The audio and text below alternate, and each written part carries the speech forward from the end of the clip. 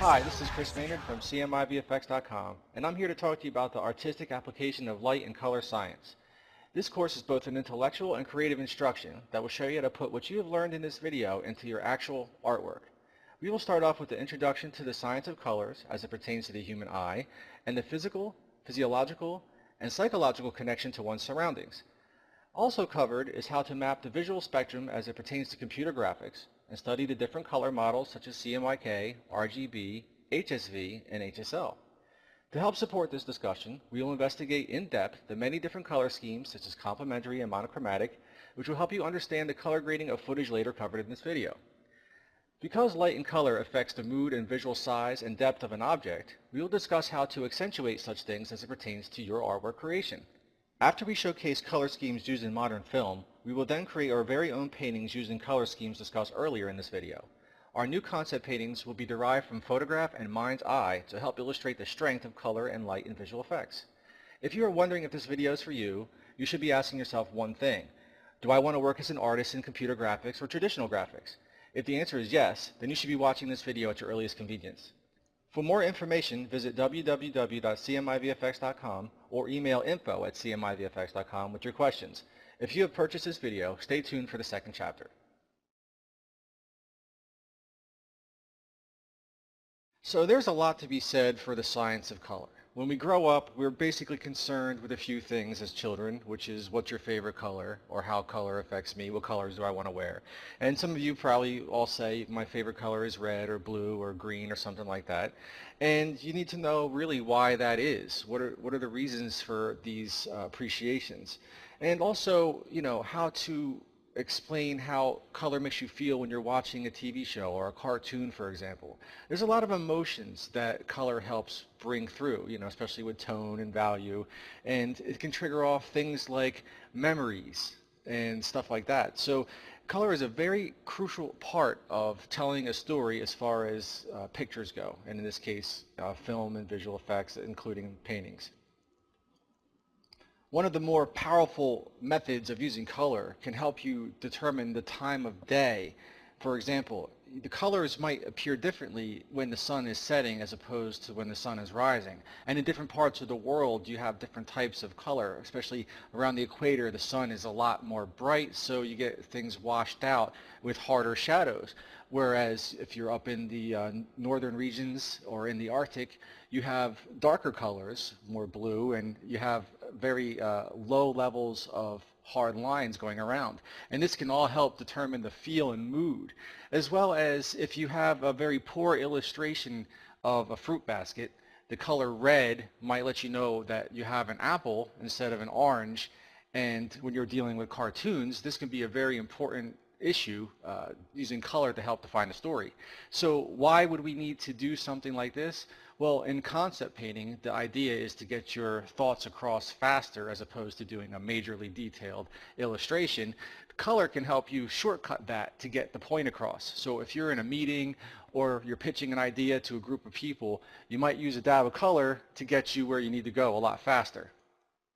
Another important asset in color is in architecture, where you're driving down the road and you see a series of buildings which may depict the fact that you have a different, like, neighborhood starting from one to the next. You're not really sure where you are. Well, a city planner or something like that can give assets to an architect to build a specific set of colors to help define where a city ends and begins. It could really help people from getting lost. So there's a lot more detail going into just putting a simple structure up, where you have different skin effects. Like if you're looking at a New York City skyline, for example, and you have all the different buildings there, a lot of people go by the color of the building to let them know where they're at exactly.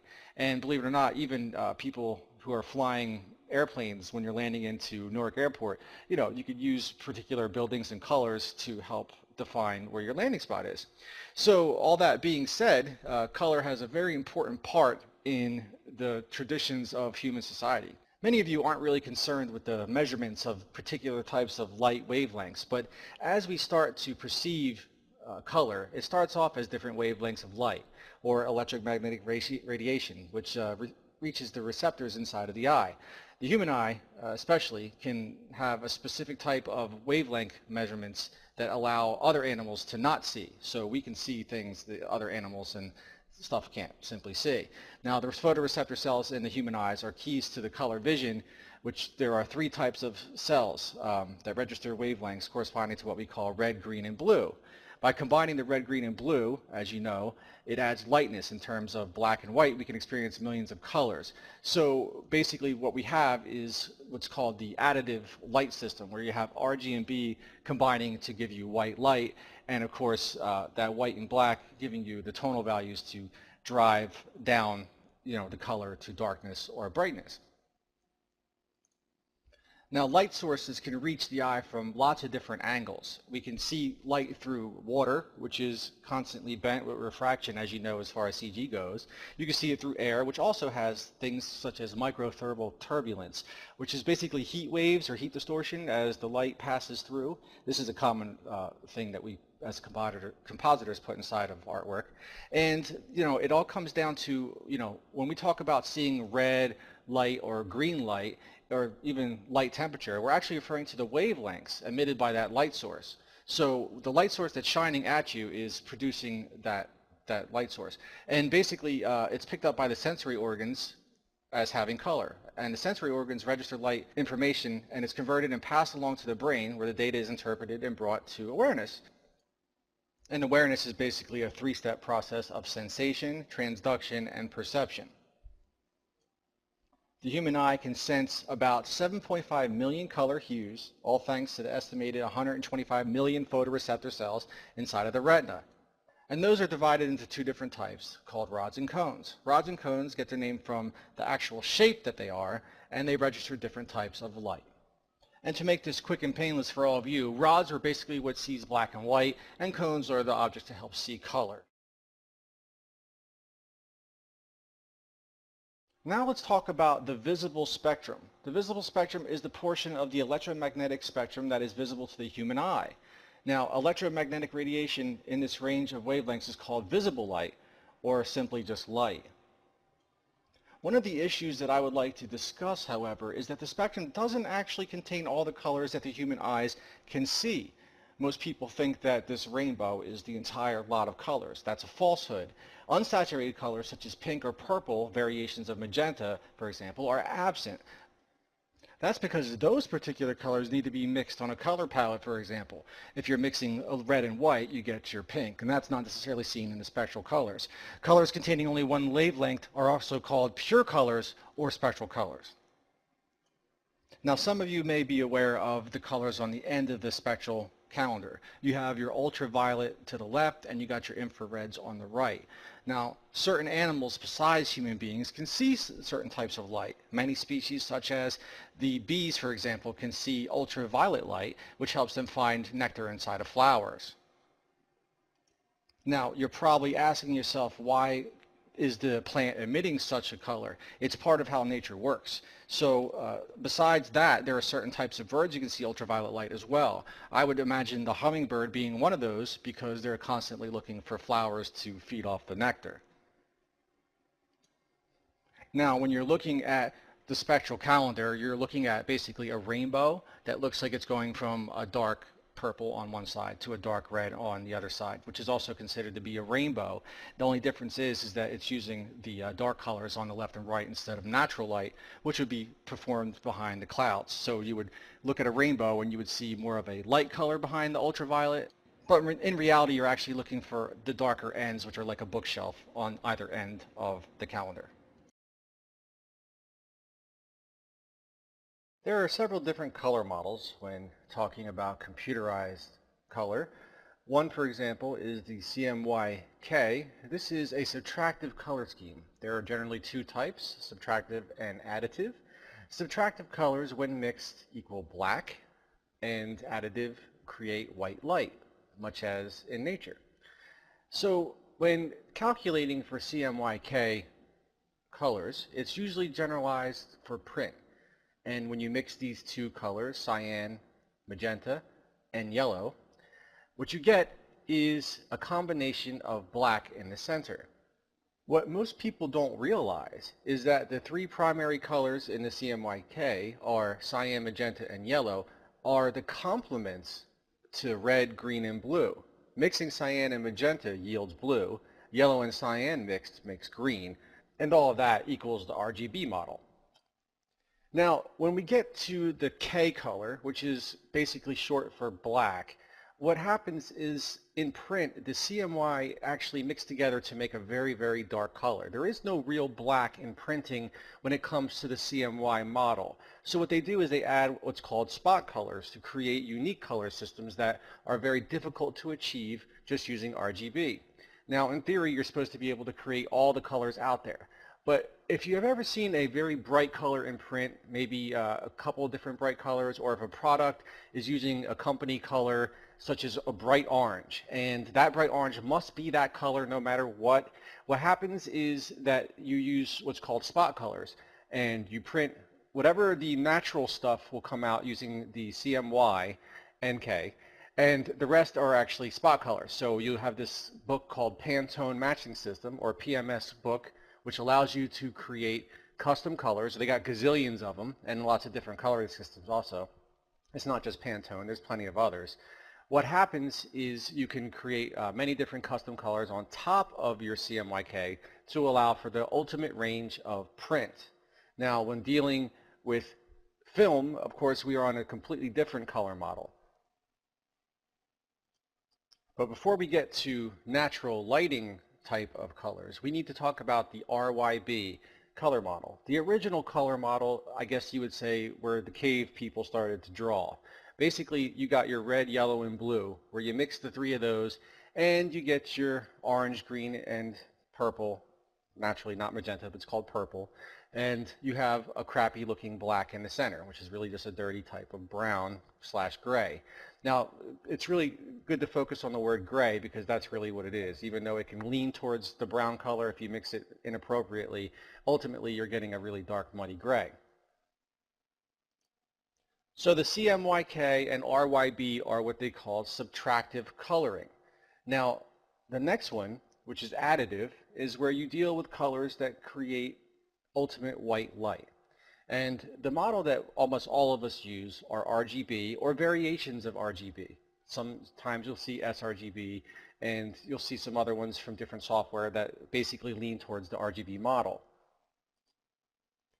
I would say it's very important to know the difference between natural light and artificial light, because in natural light, the brightest lights tend to be tinted yellow or red, similar to what you would see in a flame or sunlight. You get that yellowish type of look. When you're dealing with artificial lighting, such as fluorescence, you can control the natural white light to be of a bluer or more cooler tint. One of the most famous lighting models out there is LED, and that allows you to get just about any color known to man, and they've increased the amount of colors with the technology is quite amazing. Now, RGB stands for red, green, and blue, and you'll probably see this on any type of projector, which is very common amongst types of projectors. You'll see the red and green and blue lights. If you focus them all into a straight beam, you will get that white light. In visual effects, you need to parameterize the lighting models to be able to allow you to dial in specific data so you get the results that you're looking for. Commonly, inside of RGB models, you get a value of 0 to 255 depending on the context. The reason why there's 255 chunks or units inside of a measurement in most systems is because they try to take the value of how many grays there are, and traditionally there is 255 different versions of gray that add up to equal the spectrum for gray. So they feel that the value is also the same for any particular unit of color. So that is where they get the number 255 from. Color may also be described as variations in hue, saturation, and value, otherwise known as the HSV system. When referring to the word hue, it basically relates to the way you see the colors change across the rainbow.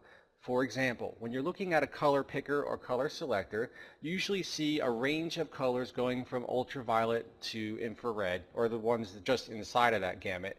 And you basically have, that's called the hue. So if any particular color on an image is mapped to, let's say, a green, if you dial it over and you change the hue to blue, anything related to that green would shift to blue. Hues actually correlate to different wavelengths.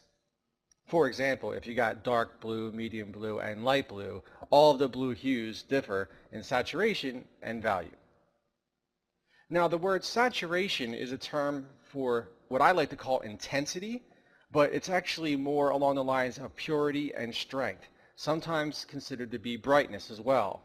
A highly saturated color would be called bright, as in bright red, while desaturated colors describe grays or neutral colors. A more popular phrase that you would hear for saturation is the word chroma. Chroma is used for green screens and blue screens alike, and quite commonly are great for pulling out color keys.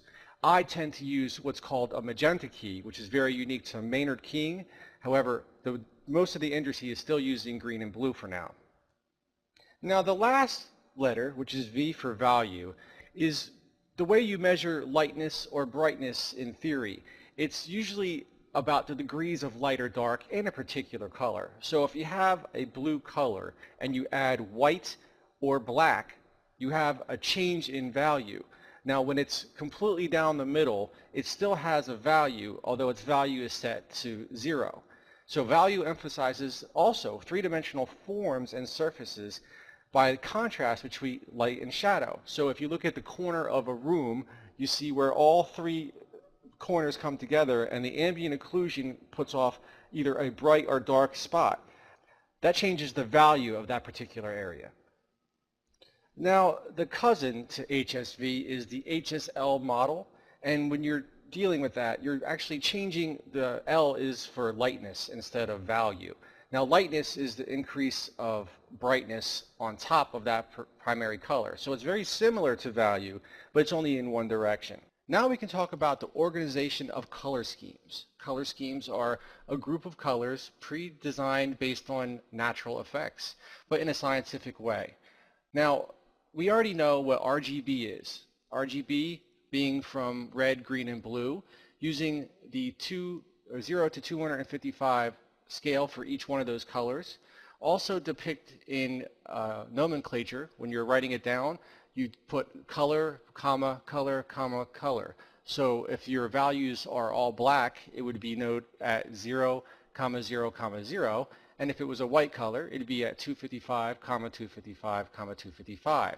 Now, this is how most computer systems work. I haven't seen one that works in any other way when dealing with RGB colors.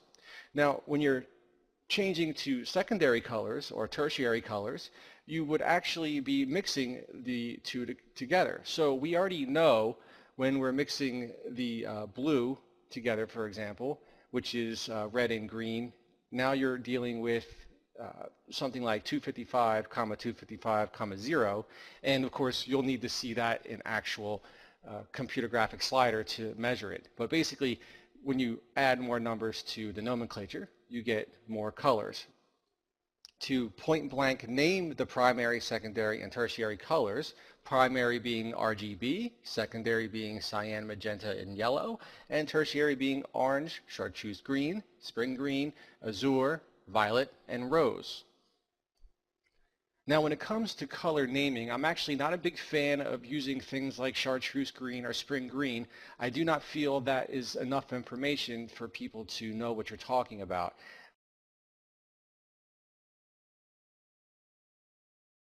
However, there are different codes in color systems that let you be more specific, as that Pantone matching system is for print.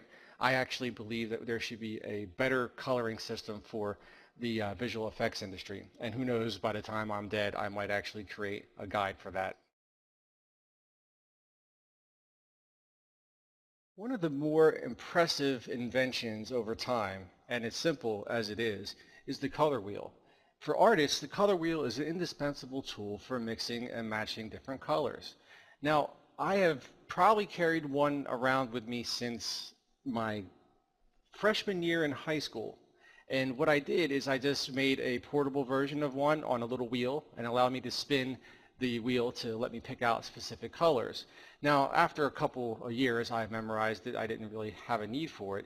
But the digital color wheels have been around in all your apps, and I tend to look at that more often than not. Now, the coolest thing about the color wheel is that it allows you to depict what color schemes you need without failure. Now, there's lots of cool websites out there like Cooler from Adobe that picks out like color schemes originally based on a rhythm in science. Now, other people tend to pick out their own color schemes and put them up there, but how they actually apply to real color is something you have to decide for yourself. Now, the most common wheel that you're going to look at is the simple RGB. Also has the CMY inside of it. This is your primaries, your secondaries, and your tertiary colors all in one, and they're usually generally pointing to a subtractive lighting model so that it gets darker. Now, the ones with the additive are the ones that I prefer because it goes to white light, and that's how nature works. You'll see different variations of that, so you have to be careful and know what you're looking at. Now, most software actually breaks it into two different systems, so you don't have to worry about it, and it's mostly all additive and subtractive, right? So you'll see the RYB model out there time and time again. Again, not something that it's going to really apply for you inside of the industry, but it is available. Now, the thing about gamuts, this is the triangular object that you see in a lot of color wheels, or when you're doing keying or color grading, or you're just trying to select a color or plot a color in a high-end application. Basically, you get this triangle range. Inside of that triangle is the colors that you're trying to select. The word gamut basically means colors outside of the range that you're looking for. A gamut can also mean a set of colors that you've collected. Now, it all depends on how you approach it, but the majority would say the gamut is colors out of range. There are, in fact, several different gamut shapes besides triangle. You do have your rectangular, your triangle, which triangle goes over the center point, which is important. And then you have your atmospheric triangle, which is actually not including in the center part of the color wheel.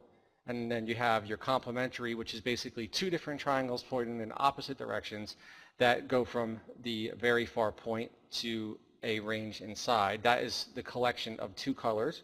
And then you have your mood and accent gamuts, which is a reverse triangle on the outside.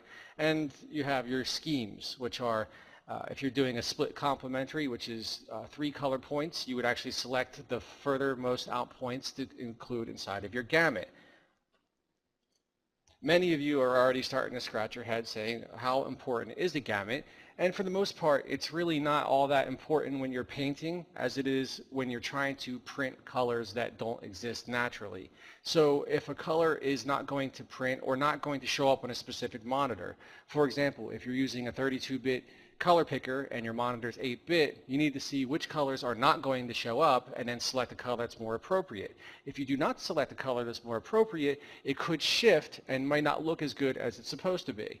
Yes, you will have to sacrifice some colors here and there. For example, if I have a very bright green and it's not going to show up on many TV sets, I'm going to have to pick a green that I know is going to pick up on the TV set, and if that doesn't look good, then I should adjust it to work into my particular color scheme, because if you don't, you're really just setting yourself up for a muddy gray color or another color that'll flicker on the TV set that's not supposed to be there.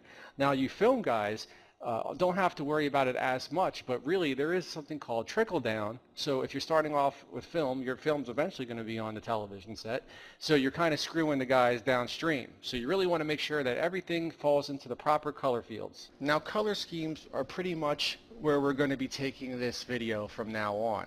It's the basis of everything that we need to know for this instructional video, and I think what we're going to talk about is how we can view these different color schemes before we actually get into it. So if you bring up any type of color wheel and you look at one at whole, you'll see all the colors ranging from RGB, CMYK, and everything in between, and going from light to dark. Now, this can be something that you can just flick up in your Photoshop or the application Krita, K-R-I-T-A, which we'll be using later, and you can see all the different colors and you can adjust for your schemes. Now, a scheme has to start off with the very basic type of scheme, which would be either warm or cool colors. Now, the warm colors are quite simple. They range from anything that has to do with a cool red to a greenish yellow, and everything in between. Now, of course, if you're dealing with the cool colors, it's everything that's not what I just described. We're talking about a cool purple to a cool green and everything inside there. Now, you could probably get a feel for what's warm and what's cool just by looking at it. But sometimes the very end colors can be a little bit tricky if you're in the wrong lighting, so you need to pay attention to make sure you got that right magenta. That one magenta could be the make or break of an image if you're not paying attention. So if you don't have something that snaps to color, which most people don't, I have some special tools that allow me to do that, but if you're just trying to pick something off the wheel, make sure you're looking very carefully. Even put up a ruler on the screen to make sure your complementary colors are in fact directly across each other from the wheel. So now, once you have your warm and cool figured out, which is pretty basic, you got to go down to your color schemes. Now, there's several different color schemes. These are the most important things in artwork as far as I'm concerned. And you have the very first item, which is monochromatic. Monochromatic color schemes. This means it's almost like taking a black and white image, but injecting color or saturation into a black and white image. So you're ranging, if you're doing red, for example, you'd have from light red to dark red, from nearly white to black, all with a red tint to it. So the monochromatic is your easiest, most basic color scheme, and I highly recommend trying to do something just like that. A sepia tone image is a monochromatic image. It's basically just a dirty yellow with a white to black range inside. Now the next one is pretty interesting. You have your complementary color scheme. Your complementary color scheme is your exact opposites. For example, you got your yellow and blue. That is one type of color scheme. Now you got to be careful. If you look carefully on a wheel, you might have a different color if you're using a YRB or RGB color wheel. Blue tends to have an orangish color when you're dealing with the RGB color wheel. So you want to take a look at that. Especially when you're looking at snow scenes, especially during a sunset, you'll have an orange type of glow on the snow where the light parts are, and you have a blue color inside of the shadows. And we'll show you that. The analogous complementary scheme, or analogous scheme, first of all, whenever you see the word analogous, it's just a range of colors right next to each other on a color wheel. It doesn't necessarily mean you have to pick any opposites. Only when it says complementary do you do the opposite. So when I'm dealing with an analogous, I might pick a blue, and on the other side I'll have a more reddish blue, and on the other side I'll have a more greenish blue. That would be your analogous colors. So keep that in mind. Your split complementary, basically if you take your complementary colors, if you take a purple and you go to that yellow color, you'll have on the left and on the right of the yellow, you'll have two different colors, and you'll need to pick out which one of those you like. Now you kind of eliminate the complement, but you do take the split on either side. This does occur in nature. So these schemes are not just made up out of thin air. They do apply in general to real life. Now one of the color schemes that I don't really see as often as I think I do is the double complementary. This is where you actually have two sets of complementary colors, and you kind of pick them out according to nature. So you might have like a red and green and a blue and orange, and sometimes you're not really even noticing that there's a double complementary scheme going on, and I tend to fall for this a lot. I actually think you're falling into more of like a total color image instead of a double complementary, but more often than not, the double complementary is one of the most powerful ways to do the heaven and hell type scenes. And if you look carefully out there, most of the films these days are going with this teal and orange color grading, and what that happens to do is it allows for anything that goes into the more yellows or purples will stand out, because it becomes like a highlight color of the initial complement, and it's very powerful. All the modern films are kind of trickling down from that right now. And of course you have your triadic color scheme. This is one of the ones that I have to say can be kind of jarring unless you do it perfectly. So RGB is technically a color scheme, right? Or in some cases, red, yellow, blue would be a color scheme if you're doing that particular color model. So keep that in mind.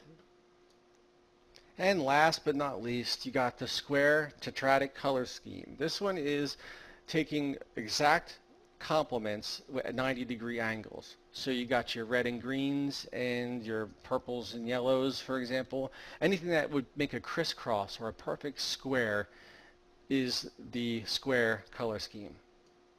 As an artist, you're going to find a color scheme model that works best for you and stick with it. I find that most artists, unless they're trying to be unique or different, tend to stick with the formula that best works for them. I happen to prefer the split complementary or double complementary color schemes in my work. I find that it gives the most pop in saturated color, but some people might stick with the simple sepia tone kind of thing, or they might, whatever works for you is what you should probably stick with. Once you're an expert at it, you might find that you're living in that world of color.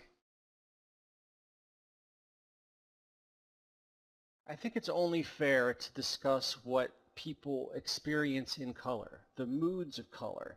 What does it mean?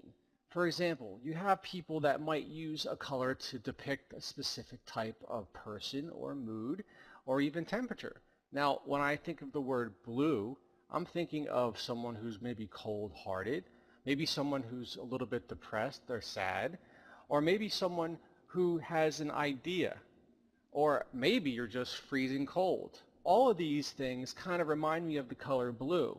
So if you are blind and you were to guess what a color meant to you, you might have to feel something. And cold, for example, to me would feel like blue, at least in my mind. Again, red has similar type of affections, like love, or maybe anger when it comes to dark blood red. It all depends on how you feel at the moment, I guess. But there are different types of definitions for all these colors. Only you could be the one to decide how it applies to your artwork. Now, this isn't a course on advertising design, because if it was, I might get into more detail about the psychological perspectives of color. Now, there are generally 6 basic ideas when we're talking about psychological issues. You have your behavioral, your cognitive, your biological and or evolutionary, your psychodynamic, and social and cultural, and finally humanistic. These are the 6 general principles when dealing with psychological issues or perspectives when you're dealing with color. Sometimes in hospitals or special issues where people are trying to get some type of therapy, color can be used to help figure out what the problem is. Now, this is up and beyond the scope of this particular video, although I do find it interesting. Although not 100% accurate, I'm kind of a skeptic. I'll let you guys to figure that out on your own. Before I start this section, I think I want to clarify a little bit more about the behavioral aspects of color. Well, not talking about the human being's reactions as much as what perceptions you might have. By looking at certain types of color in an image, it'll almost look like you have maybe some motion or some puzzles or the inverted cube that makes you not sure if it's coming or going type of effect.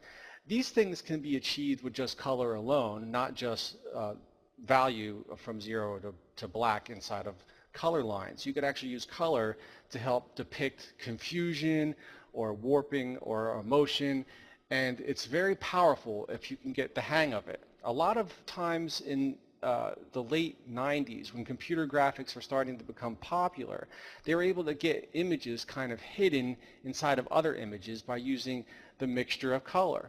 Also, way back in the early days of 3D, you're using red and green to help create stereoscopic. Now, this was something that was mind-blowing to the user at the time, but really all it was moving and shifting the parallax of an image and making one red and one blue, mapping it to each eye, and there you have an experience that's popping out at you.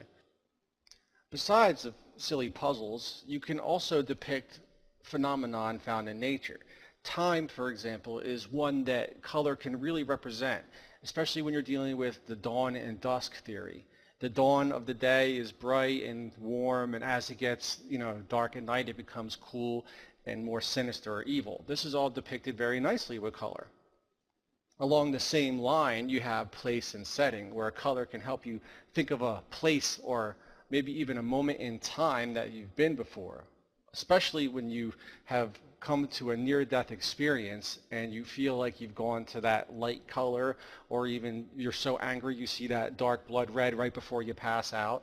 I'm not saying I'm a lunatic or anything, but these are natural phenomena that happen to most people, and they can be represented by color. I know whenever I see such a thing, it brings me back to a particular point in time. And that leads me to the mood and emotion section, where, light and dark has a very familiar notation of being either welcome or not welcome in a room. So people who tends to be more conservative will have a lighter color room, which is more inviting and more homey feeling. Yet the more bolder people might feel like the cool, dark, very limited lighting scheme type of thing it's more really cool, like a nightclub, not necessarily something you want to curl up with a blanket and watch your favorite movie, but it's a very cool scheme nonetheless. These will help you define the lifestyle that you're looking for. So that kind of wraps up in mood and emotion. Also gives you a type of identity where if you have a specific type of look that you're used to. I know for years I kept on getting black vehicles only because the resale value is so much better in America for a black vehicle. I was known as this very cool collective kind of guy who always drives the slick black car. It's not something that I was aiming for. It just kind of happened around me. But that perception where people thought I was this kind of person, it's very powerful. So, it gives you a specific type of identity. When you look at a logo, like Coca-Cola, for example, it's a red swirl, which gives you the identification that it's warm and fun at the same time. Now, some people might remember that red makes you angry, so it could also irritate a few people who aren't really thinking that much about it. To me, it kind of makes me angry to see the red logo. So that's something that's been embedded inside of me because I learned about that, and I was told about that red equals angry a long time ago. So it's very funny to me where I kind of don't like that like old-fashioned Coke because it's got a red container. I think the last section of what colors can do is really the perception of weight, size, and volume. Like if you want to get people to think that your bedroom is larger than it normally is, it might be wise to keep it open-ended or create a lighter space. The whiter it is, the more open it seems. Now you could also play tricks with people by creating certain walls that are lighter. That makes you feel like the movement of the room is going in a specific direction, where the two lightest walls might give you the sensation of an opening. It might drive the eye horizontal to those particular spaces. Now this is just something that color naturally does. If you were to darken the ceiling and the floor, it might give people the sensation that they're being closed in upon on the top and bottom, but had lots of space to walk around in the horizontal. It's a very unusual feeling, but lots of people are doing it now to make it feel like they have one big unified space. It's kind of like a trick. The other idea is, color can represent weight and size very well. If you have a very bright color on a small object, you can give it a more powerful sensation. So that red Coke can, for example, might be the meaning, it might look bigger on the rack than this, let's say the Diet Coke can. Maybe that's something that was planned by them to give it a more dominant look on the shelves so that the guy next to him is, maybe he's blue, he's not so dominant. I don't know. Maybe that's their plan was to do something like that. Now, if you have a really big object and you're trying not to attract attention, you want to do it in a real subdued color, like a sepia tone, not a sepia tone, but like a gray or a tan or something like that that's, not very attractive, so people don't look at it right away. I know that some people have some eyesores on their yards, like a shed that might be old. They'll try to paint it a color that's non-obtrusive, and it tends to go away to the eye. Now, if it was, falling apart with red brick, it would attract attention a lot more, and your neighbors would complain and they have to tear it down. Some of the last and final issues that we're going to talk about before we get into application is the way colors channels are actually prepared. You have the CG world, which has a ton of different color channels when creating a shader, for example. But in natural media, when you're painting stuff, you have to accommodate for these types of things. Now you have your warm and cool colors that you're very familiar with, and you have your highly saturated colors, which are something you could deal with, but you can also dumb it down to create what's called sort of a pastel scheme. Pastel is like when you're mixing the lights or grays of a color on top of it so that it subdues the saturation. You could also call it like a low saturation, if you will, but you can do entire scenes like this. Now, most times you can think of what I like to think of Easter or Easter candy, for example, at least in America. All the colors are pastels during that particular week. Everything is celebrated with a pastel look. However, when you're dealing with other holidays, you might get some very bright colors, such as Christmas. These are just ways of approaching different types of color. Now, if you're on one of those holidays that are like based on history, you tend to use like the black and white monotone colors, right? So if you have like a what's Black History Month or something to do with like an old dead president, they tend to be like the black and white, like historical type of perspective. It gives it like a nice historical look. So to increase the values of your colors, to take it to the next level, the sci-fi guys started doing the reflection type things. Everything sort of had reflecting surfaces. And what that does is it actually takes your naturally saturated colors and adds your pastel colors on top of it, and it gives you these really cool reflection type of scenarios. Now, we'll talk about mixing those up in a little while.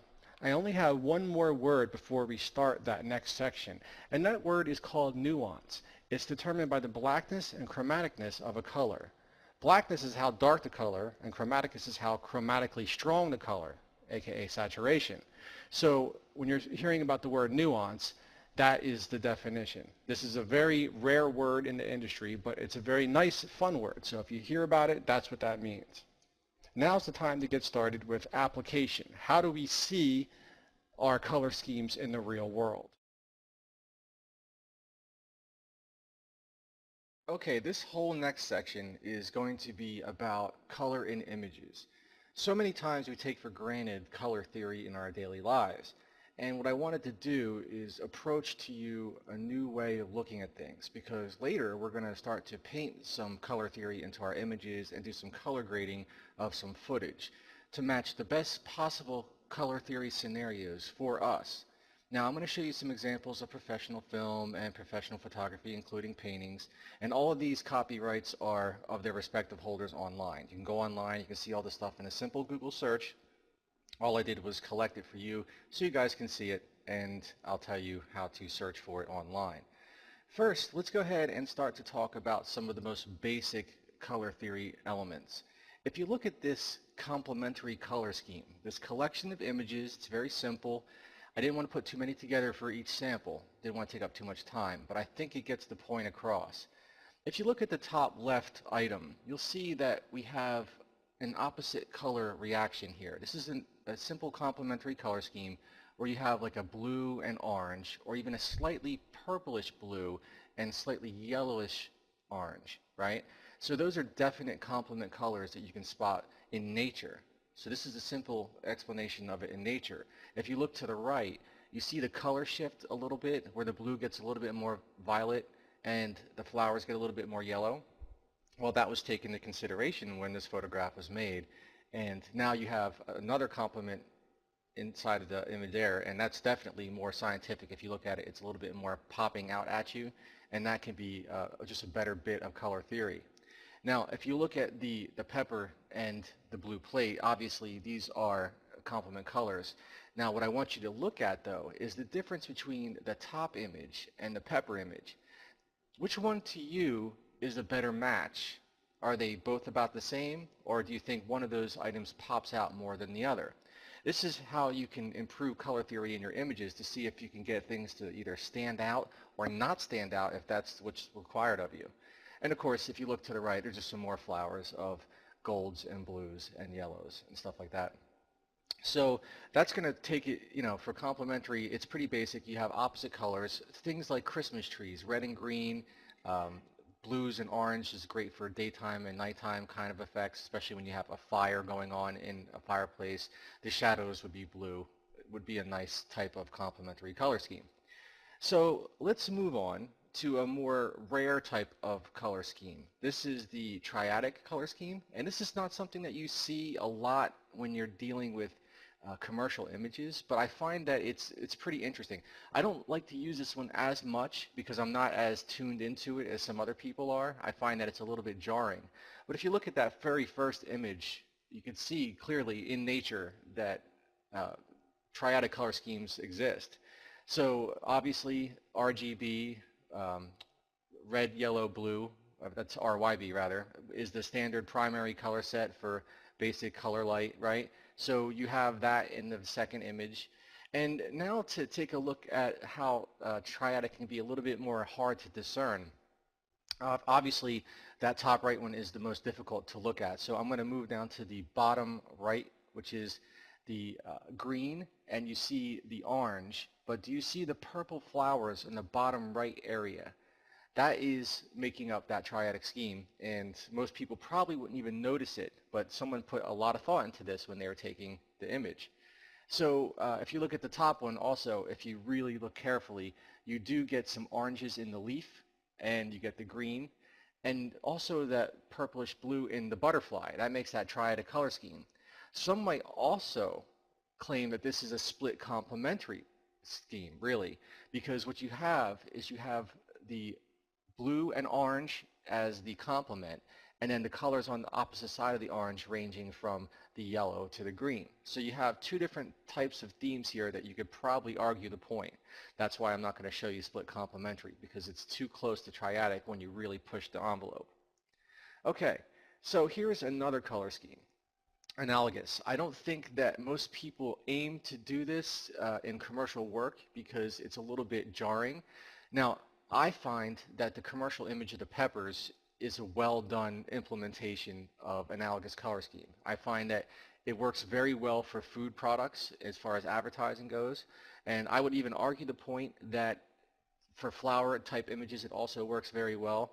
If you have an interesting type of concept such as a food where you have to do something that kind of stands out, you could put the analogous peppers, and then you could put whatever opposite, like I know a plum is very hard to probably get the right color for, but if you had a plum or something that was on the opposite side of the spectrum, you could probably pull a split complementary using the analogous on one side, and then its absolute opposite, which would be blue in this case.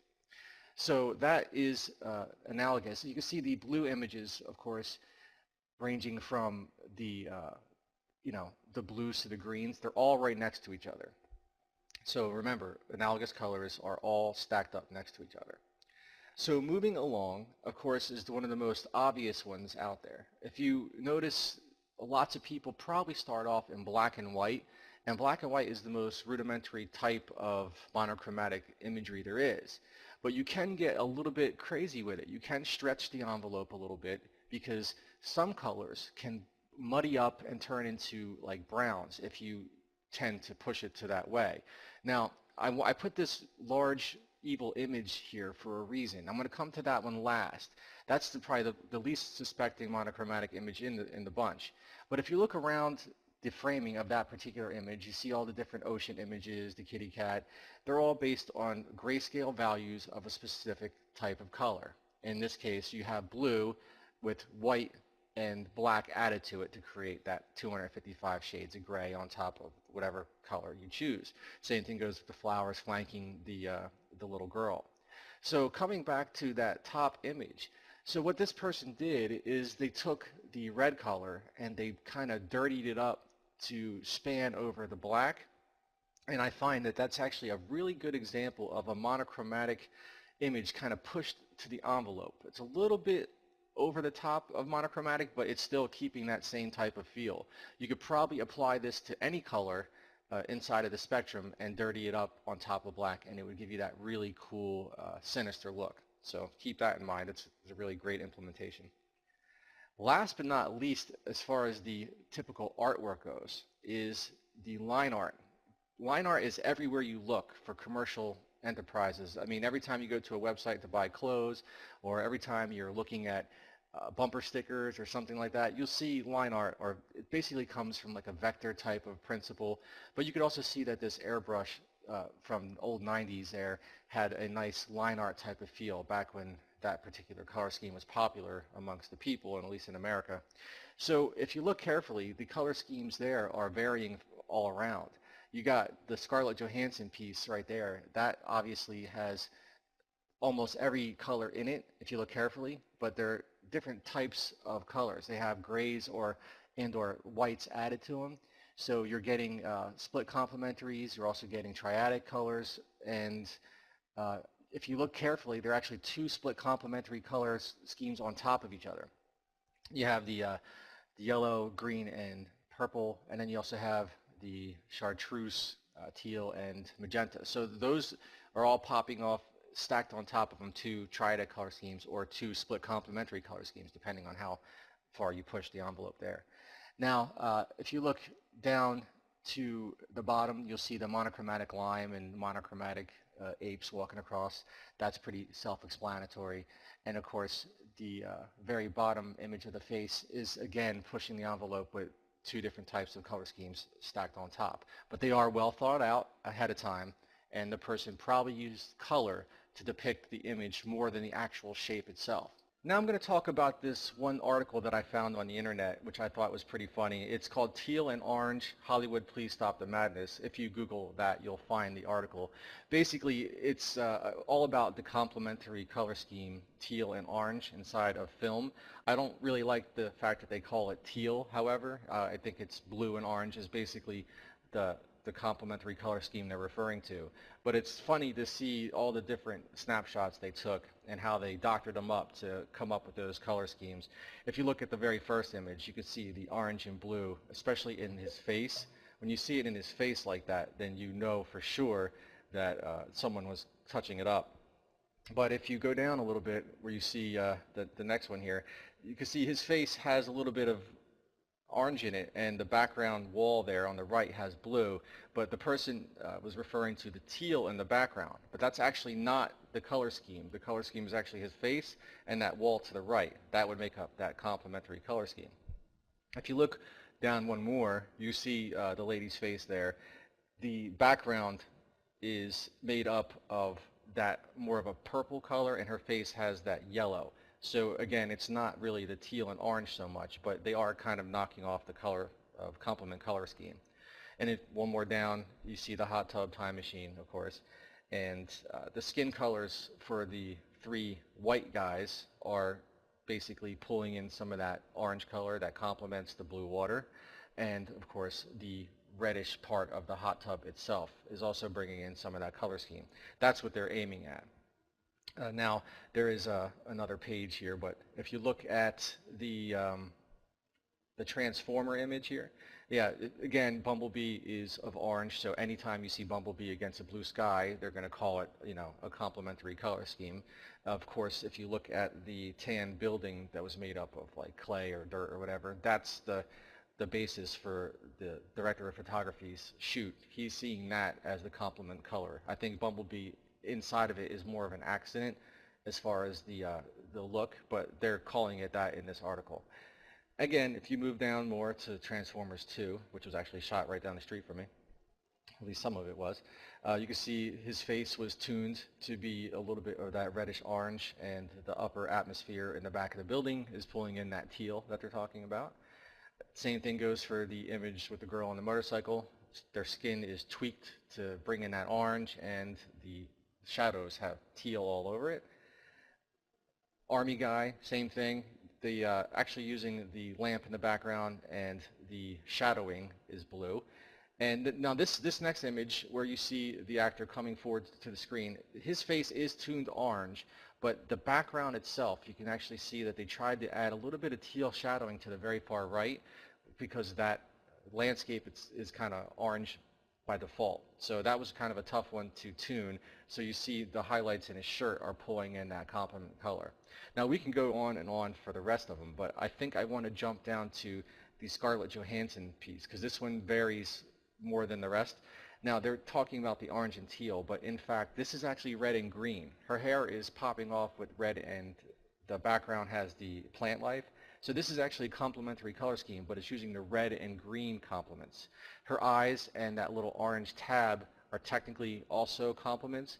So you remember that square theme that we talked about in the very beginning? That would be probably most applicable to this one. So it kind of breaks the article down a little bit more, saying that it's not accurate to just say orange and teal per se. Now you go down to Pepper here, and you see, of course, her hair is by default orangish red, so the background was tuned to be blue as far as the color grading goes. And we'll just keep on going down. I want to show this hallway where you basically have all orange. You have to inject an opposite color in there if you want to get, you know, a nice looking shot.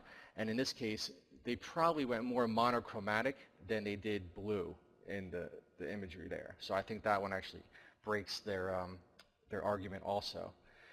Last but not least, I have another little page here where I just wanted to go over the last of it. The Tron image, you'll see Tron is by default screaming the complementary colors.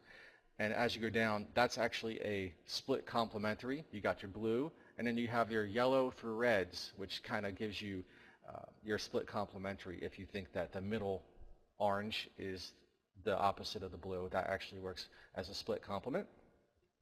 And John Cusack, which a lot of people say I look like sometimes, his face is tuned orange so that his jacket matches.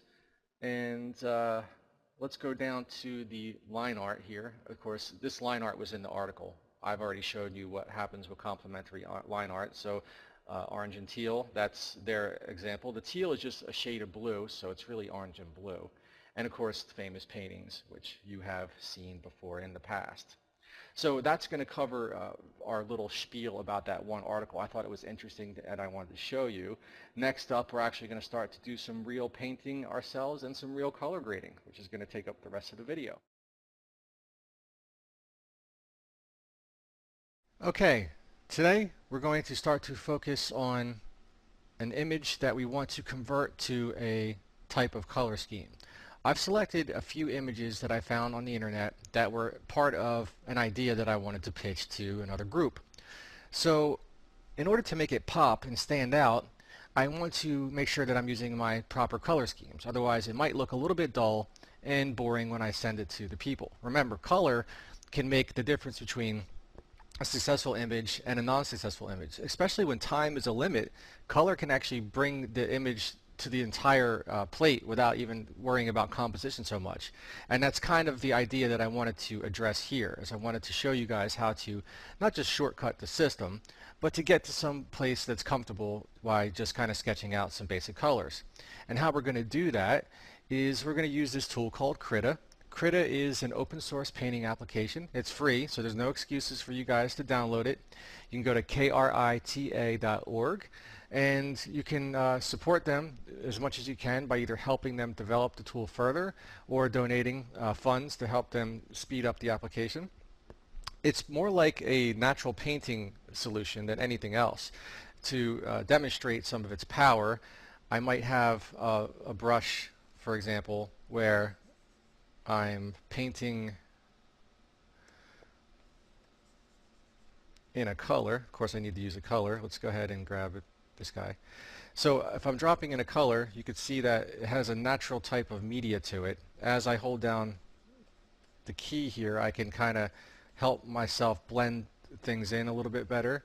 By changing the brush, you can get some great effects. This one has a little bit more of a wishy-washy type of a solution. And you can see that with like a dry brushing technique, you can kind of get a nice type of illustration going on. And that's primarily why we're using this particular tool today. So I'm going to go ahead and in my foreground color, I'm just going to hit Shift Delete. And make sure your cursor is over the image because that's the focus of the entire process. Now I'm going to just keep my background layer here. And I might just add another layer for sketching purposes. Let's go ahead and draw in some lines. I'm going to add a top layer for the lines. I'm just going to sketch out, let's see what image we like to do. I guess this one probably has too much detail for now. I'm going to stick with this fellow right here, and we're going to go ahead and select different variations. If I go here, I can actually select the details of a brush, and if I want basic ink, for example, if I select that, maybe select my black, you can see here that I have a basic type of pencil. Now I'm not going to spend too much time over sketching this thing. I'm just going to make a basic shape similar to what is up there.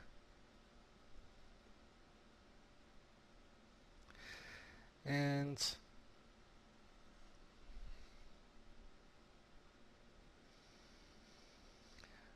basically follow the contours.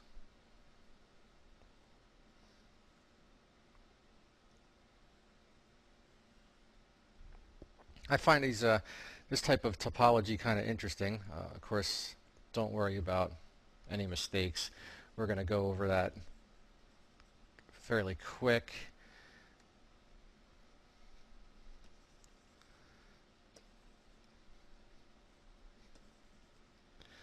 Let's see here. I want to increase our opacity for the eraser, otherwise it won't work very good. And go back to basic ink.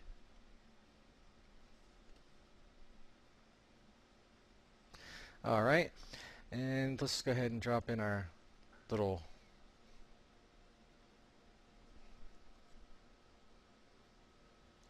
house door. And whatever this thing is, I'm not even sure. Little window area. Okay, so now I guess I can drop in some basic shapes for the door and this little window thing. I guess I probably prefer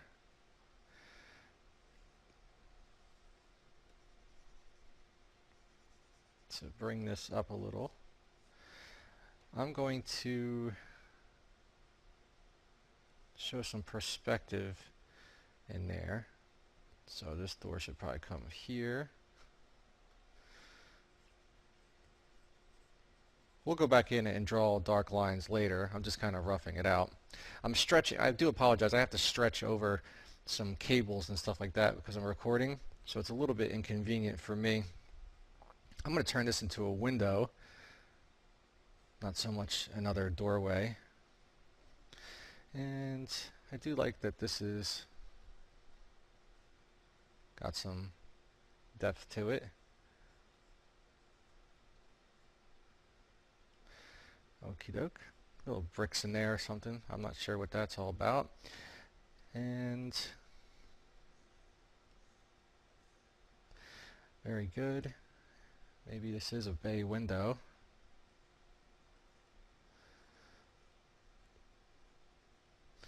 Okay.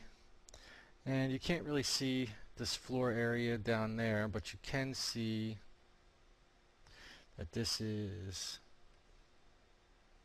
covering the arch. Then we have our square door.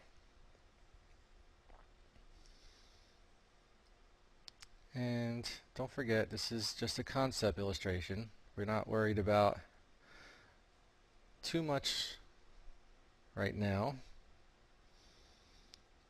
And I don't know what all this stuff is yet, so I'm just kind of guessing. But it looks like there's a bunch of bricks of some sort here. We'll deal with that. And this guy comes down a little bit. That's fine. And there is some sort of wall that comes out over here. That's not exactly the right place, but I don't want to do the same exact illustration as I'm seeing here. I want to change it up a little bit. And I'm guessing that this is some sort of stairway. And this stairway is coming up to this little area here. So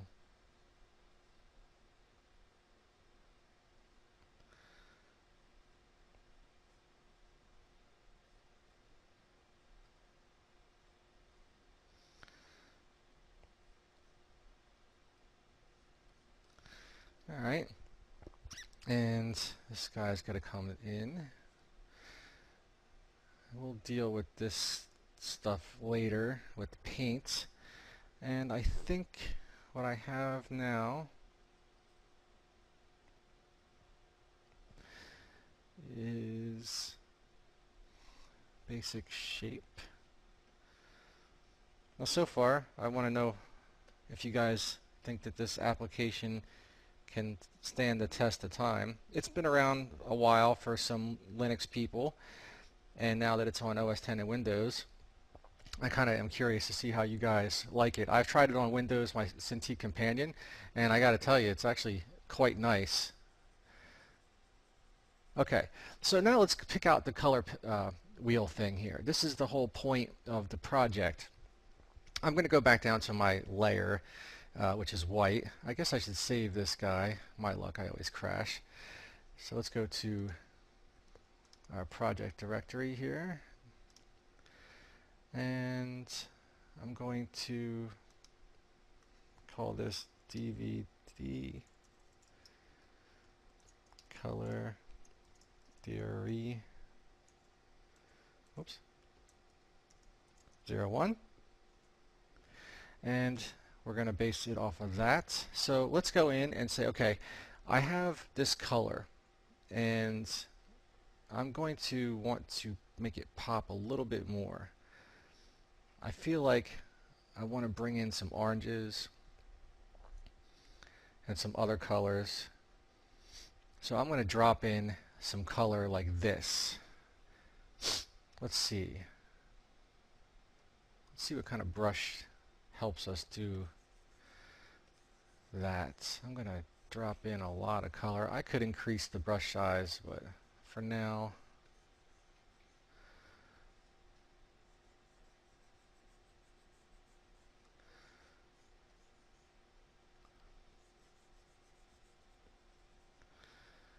just going to use this. And I know that some of this is going to get changed. I'm okay with it. Now I guess I can go in here, and I know that's going to be darker.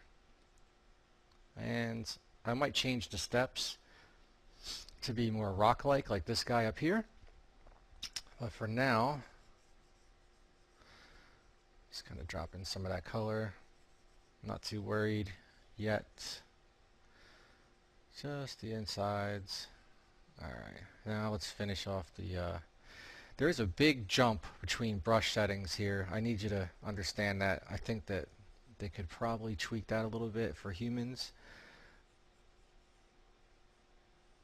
And I realize that color is bleeding. That's okay, because we're going to use some of our techniques that we learned. Alright, let's get some of this going.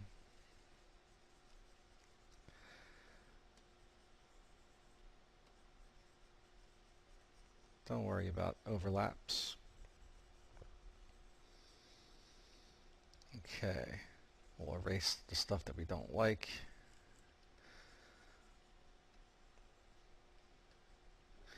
Alright, and this is all the same down here. And I'm going to treat this differently and this differently. Alright, so now I guess what we need to do is start mixing in different shadows to help get the respect that we're looking for as a three-dimensional piece. I see that this little thing up here is kind of interesting, so I want to help paint that in there as well. But let's get to a more respectable brush size, which is fine. Holding down the Shift key and scrubbing left and right also helps you change the brush dynamically, which is actually really a nice feature. So now I'm just going to drop in some darks and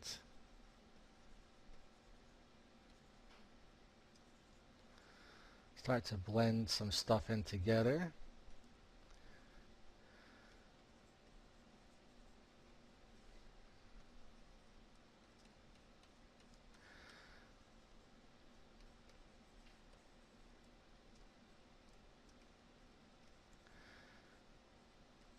Alright.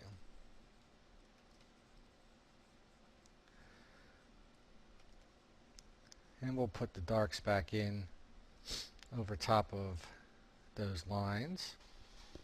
Okay, that's pretty cool.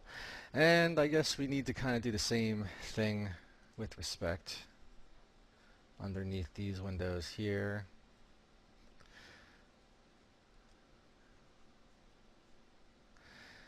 And I guess tan representation there, and we'll blend that in a little bit better once we turn off that top layer. Now this top layer is just the lines. I'm just keeping them there for general guides for now. And now we can start dropping in some more shading. I guess we want the light maybe to come from this direction, so I'm going to play around with some darks. Maybe the darks are used around that edge. I want to put some more dark in there.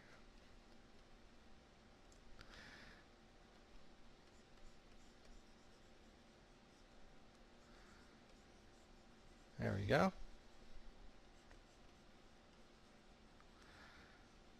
That's fine. And maybe a little bit more saturation.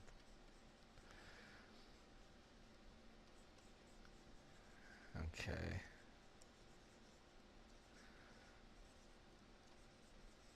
I'm going to blend it in a little bit.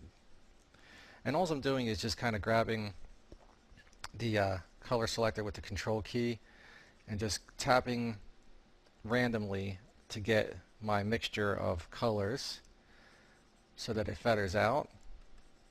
It's called dry brushing when you're doing it with oils, but I think you guys can kind of fake some skills if you don't have painting skills to kind of get this little effect going. Alright, now I think I want to start to treat some of this stuff here with some shape, and of course we need to define some dark areas because that's where our shadow is going to be. It's coming from above, sorta. Alright. Very good. We'll put some ambient occlusion in there in a second. We'll darken up all the dark spots in a little bit. Whenever something occludes, we need to address that. So I want to start to get something going on here so I can define this one edge, which we're going to crop off right around here to match our image. Okay.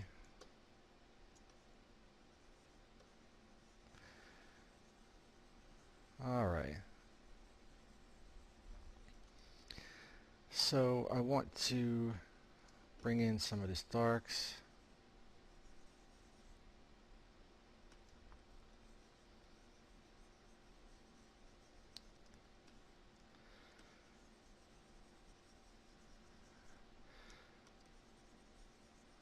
Okay.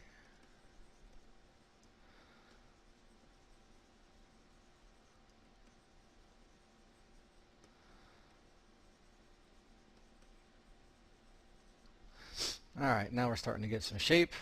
Probably need to do the same thing on this side because I'm going to put gray in there.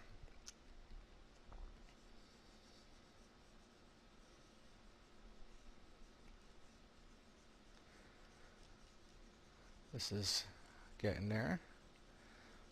And the exciting part's when we start bringing in the complementary colors. You guys are going to dig that.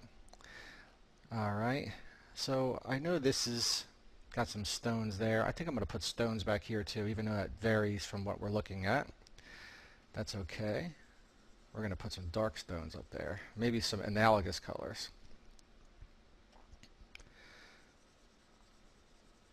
This is all dark.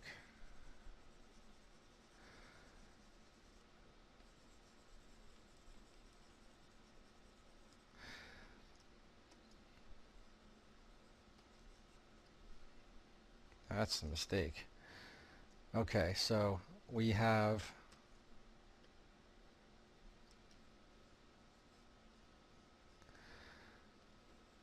some red in there somehow.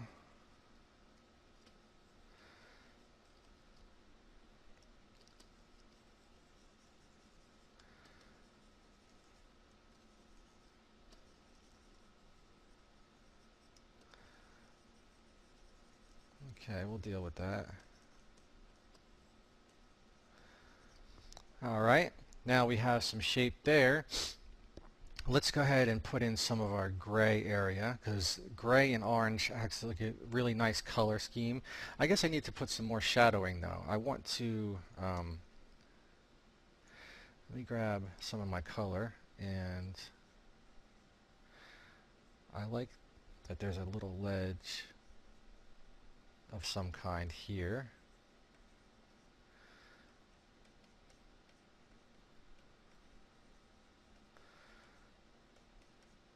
Alright, and gonna blend some of that in.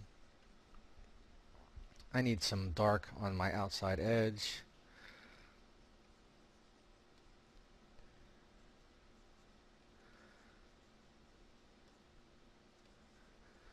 You can see what I'm doing here. I think it's pretty self-explanatory.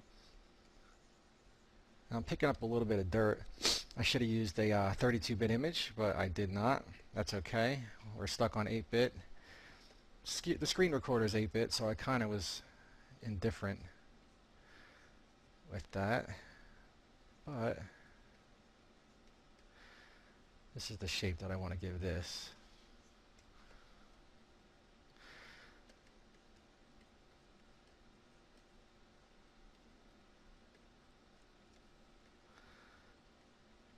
Okay, and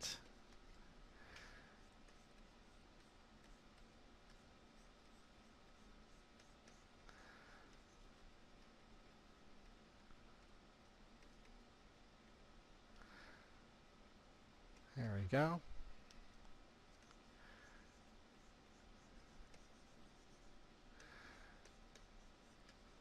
Kind of blend that in. Pretty cool.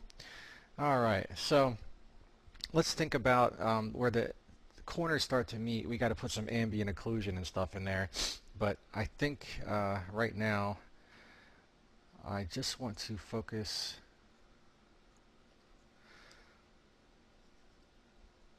let me get some of this color.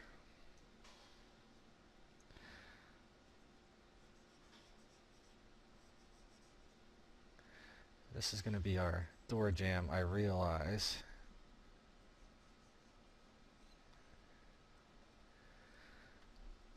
But we have to have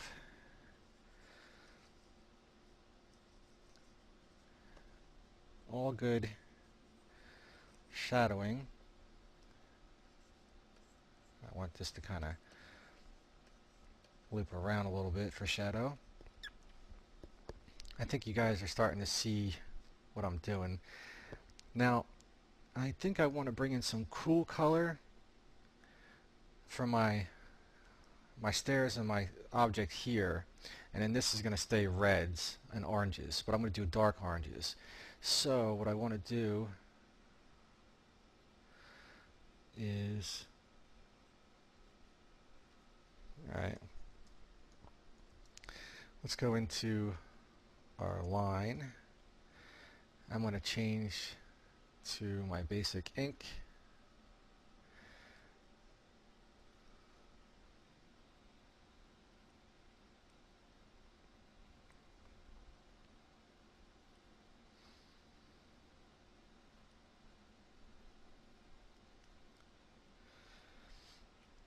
Alright.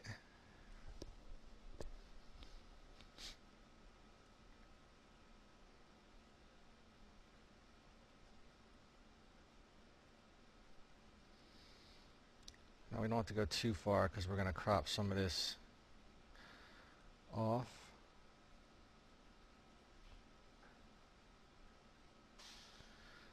Alright. Okay, that's good enough. So let's see let's see if I'm going to put this in shadow, but with this color, because I'm going to put a little back window back there like they have. And I'm going to actually take off some of that there.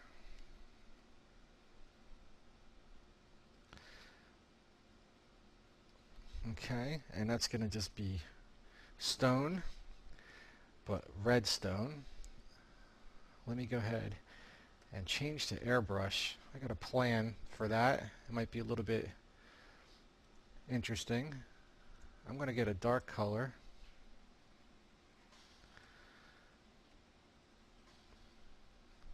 Increase my opacity.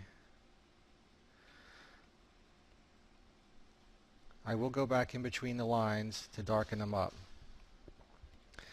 Ultimately, there'll be black in there. If I just want to get some shapes because I want to try something out, and that is to grab this. Yeah. Okay, we'll try it this way.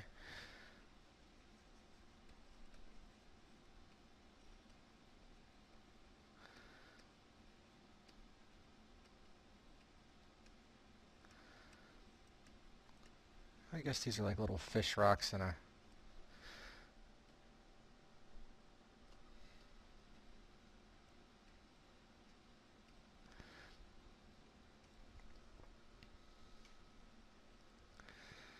I'm going to put some highlights using a different type of brush.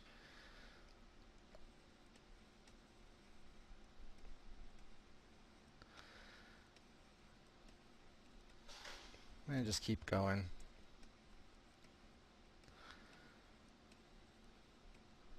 I might leave a couple of these unpainted. Okay, towards the outside. And I guess now I could probably decrease my brush size.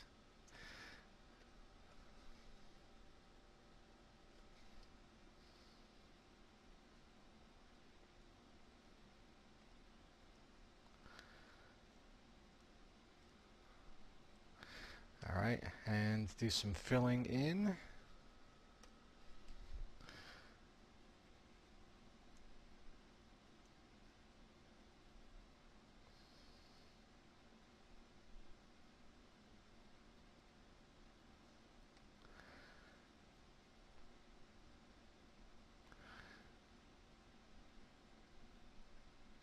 You guys get the idea. I'm going to go ahead and blend on this layer later, but I put it on a different layer because I want to use it as an overlay to show the people I'm making this for that it could be taken out quite easily, and color dropped in right behind it. Okay, very good. So now up to this point we have a pretty, I'm going to say it's monochromatic slash analogous, only because we picked up some strange hues in the whiter colors. But if I was to turn this master layer off, I could then go ahead and start to blend some of those things in. But what I really want to do is start to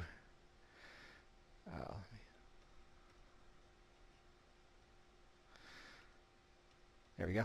I want to save this and start to bring in some of that opposite color. So if I grab some of my orange, and this is our orange here, that means that the opposite across that wheel is this guy here. So I'm probably going to pick up some of these blues, and that's where I'm going to bring in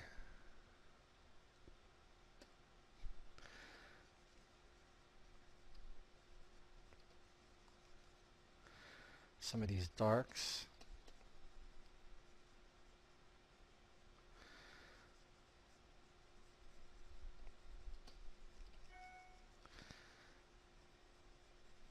Okay, and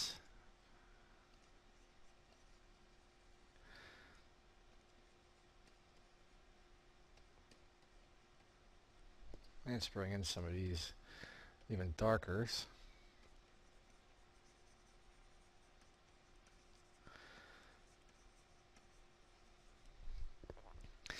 And I guess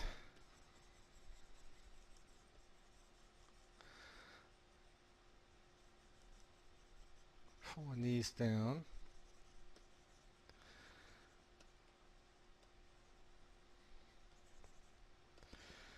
That's one way to do it. And then we're going to just kind of drop in some highlights. Of course, we can go in and erase what we don't like. But for now, let's go ahead and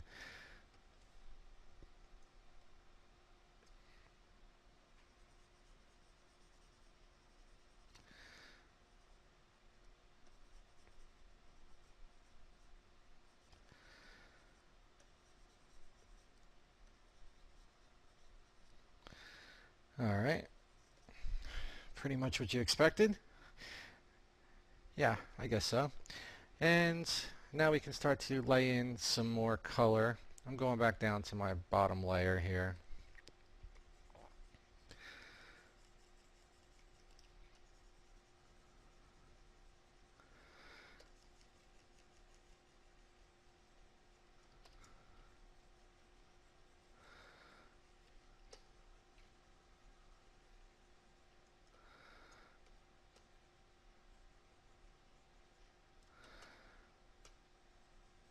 Very good. That's looking pretty good. So I want to now take a big stand about where I was going to originally go. I think I'll put some wood color and then my red doors. So why not here, I guess, right on top of this color. Might as well do it. I'm going to split my color here, and we're going to put some red.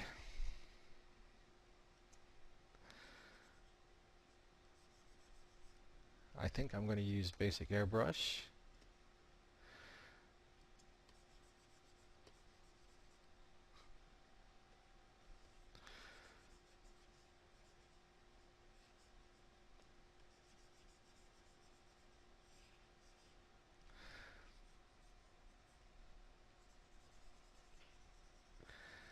And let's see, do we like this color red? We can put some highlights on it to bring it to life.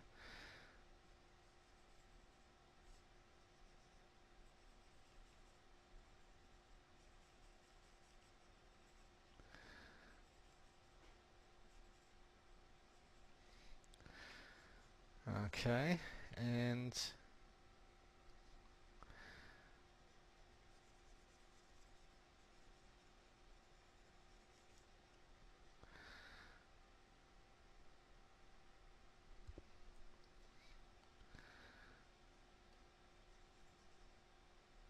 let's put this in here. But we'll make the second half black because it's open. Alright, and let's go back to our colors underneath here. And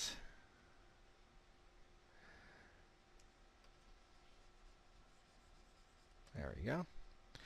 I want to select my black color.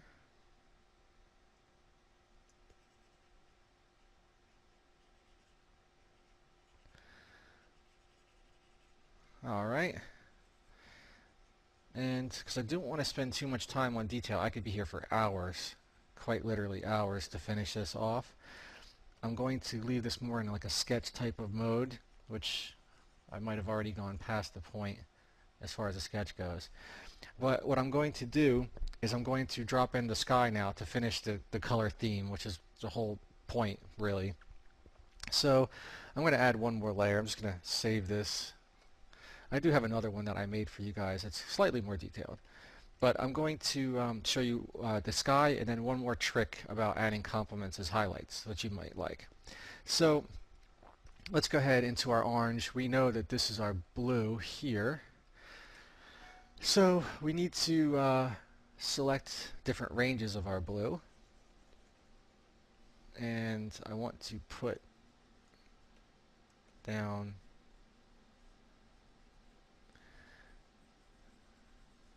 this basic range. I'm going to have to paint that a little bit more carefully down there by the rocks.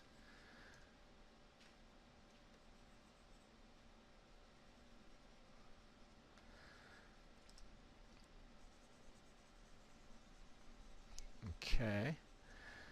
And let's, as we go upwards, we want to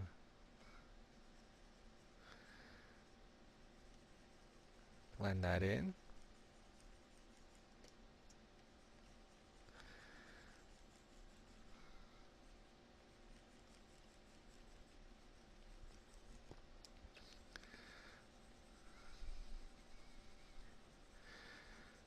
All right. And now even more so.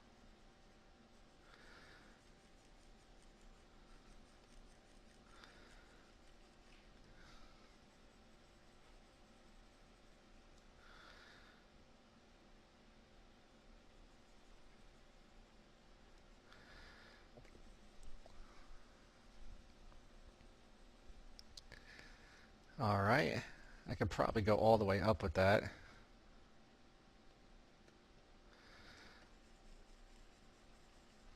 Well, too much. There we go.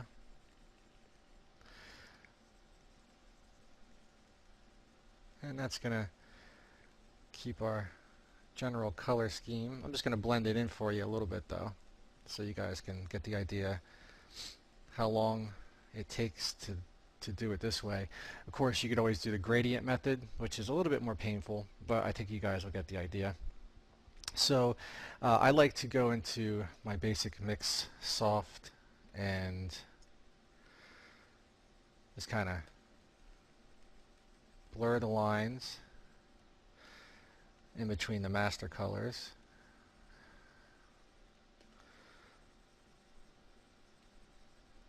Right? And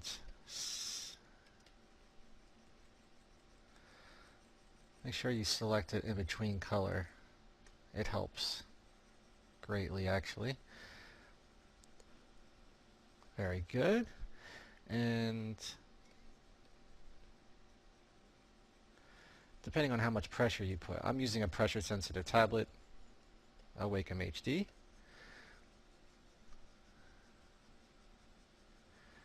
There we go. And just find a nice tween color if you can. As it gets darker, it's going to get a little bit more difficult to manage.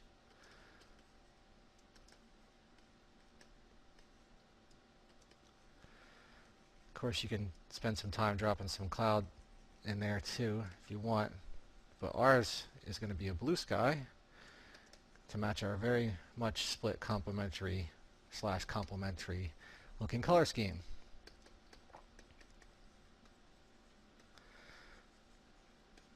All right.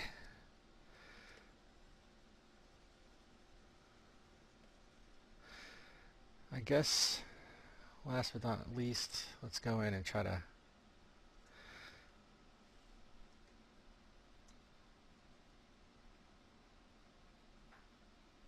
fix this.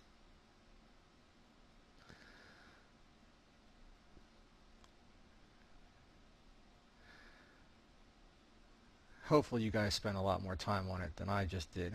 This was a miracle that I got this far this quickly.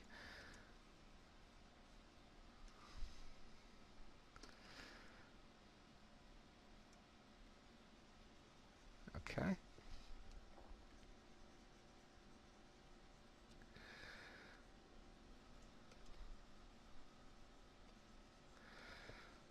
All right. So now that we have that going on, this is more like the sketch mode of a color scheme instead of a more finished illustration. But I'm going to quickly, let's say, let's go ahead and crop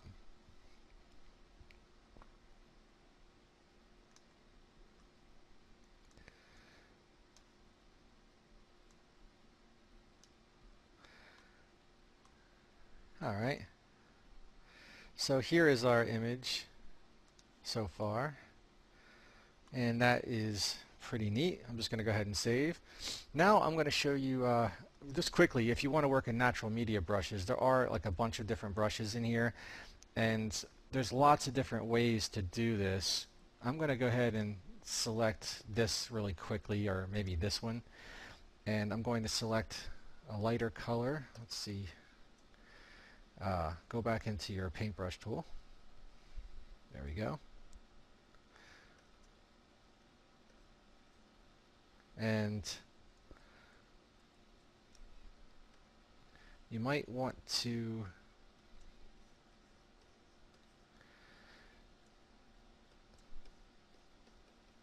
add some texture.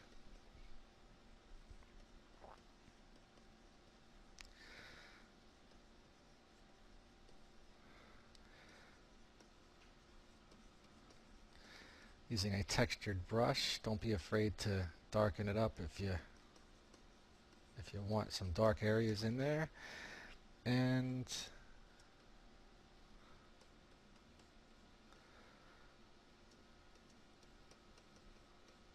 using the same technique,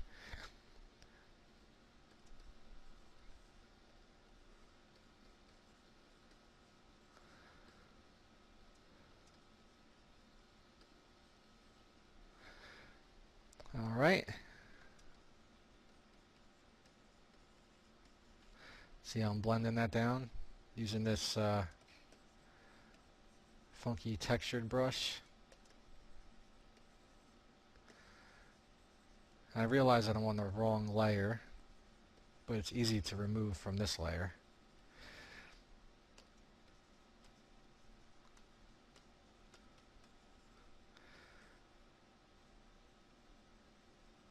Alright, so that's going to be our quick sketch for now. Lots to be done on it, actually. So what I'll do is I'll show you one that's just a little bit more complete. Let me open this guy up, and you'll see how much further it takes for a couple. I'll tell you exactly how many hours it took me to get to this next one. Let's see.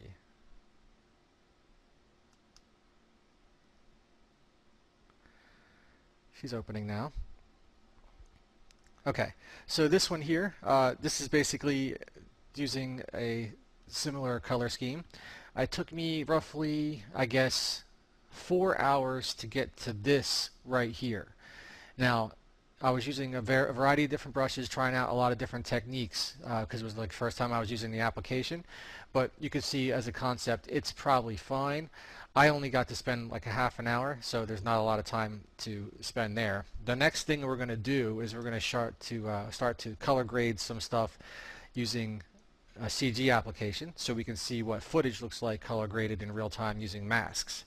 So I hope you enjoyed this part of the tutorial, and I'll show you the next part. This next and last section is how to basically color grade images according to color schemes. So I went and I put together this giant image of different color schemes based on color theories, and it has a lot of information on it, sort of like an ultimate cheat sheet guide, if you will, of different color schemes. And some of these in here are going to be more valuable to us than others.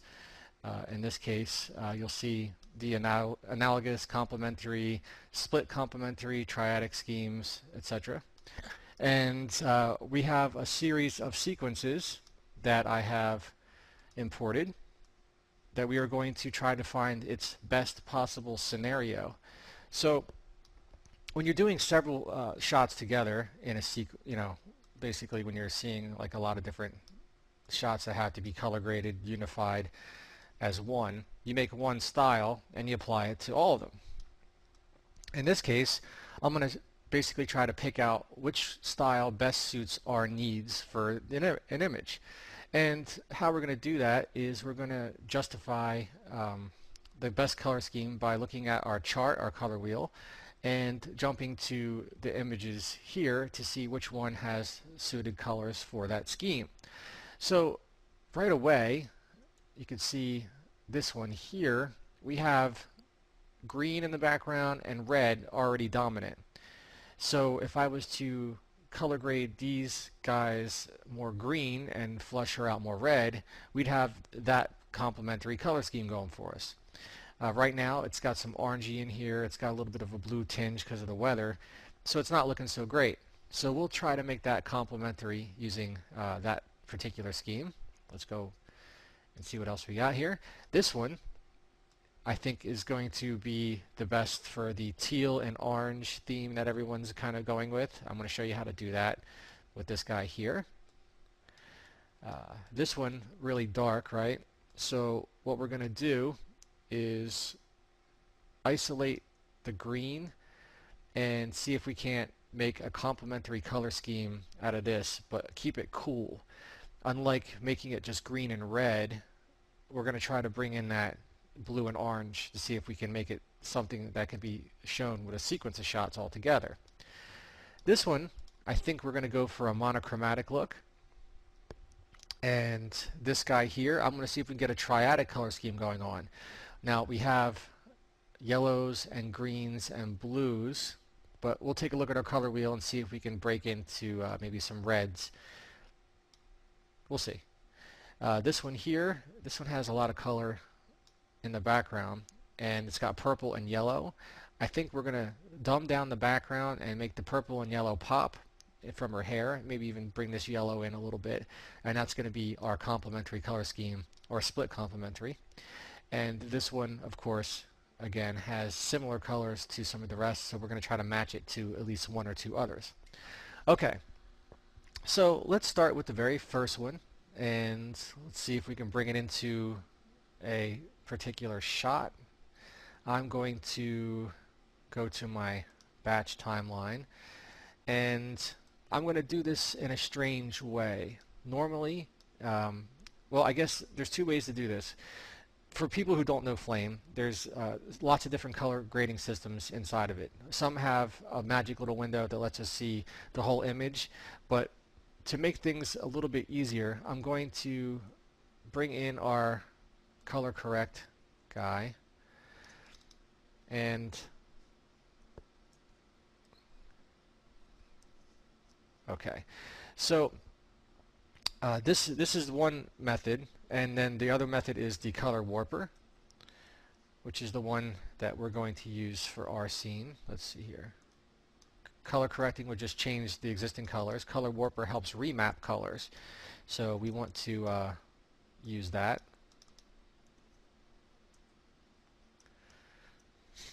And you can see here we can select certain colors, and I'm going to show you how to do some of this stuff. So let's go ahead and try to select the color of her face and extract that out. So let's do this. We'll go to selection 1, and we're going to pick a custom color. You can see that it doesn't fight us at all. That's going to be our main color, and I want to bring in some reds.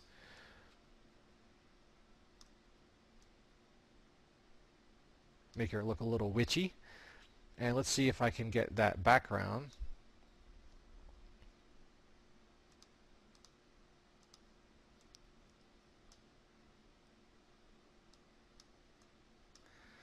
I want to get rid of this.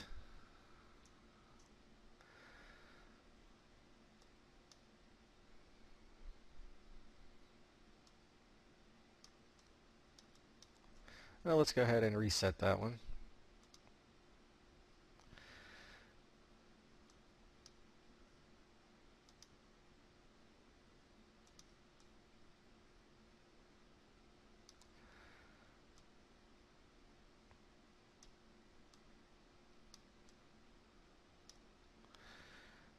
And let's go back to our master and see if I can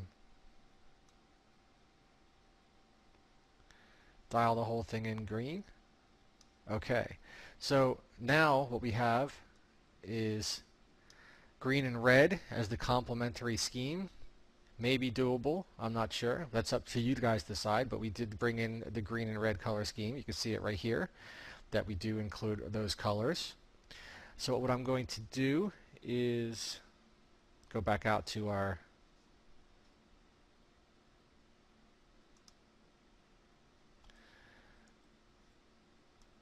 let's go into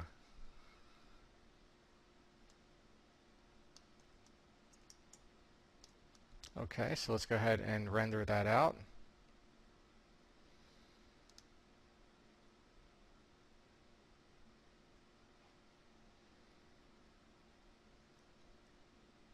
Okay, so that goes into our batch renders, and we can stack the two of those together later. Now let's go ahead and take a look at some other ones. Let's take a look at our shot 2. This shot 2, we're going to add another color warper on. But let's take a look at our color wheel. Let's see what we can do with blue, yellow, green, and red. Very light reds though. So blue, yellow, green, and skin tone. I'm going to go to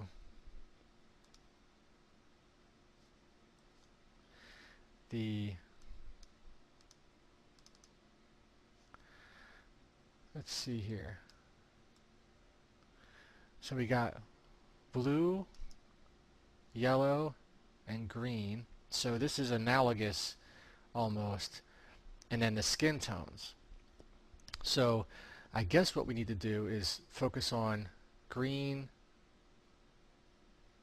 light blue, and dark blue, like blue violet, and orange. So we need to bring orange into that scene and try to whack out those limes.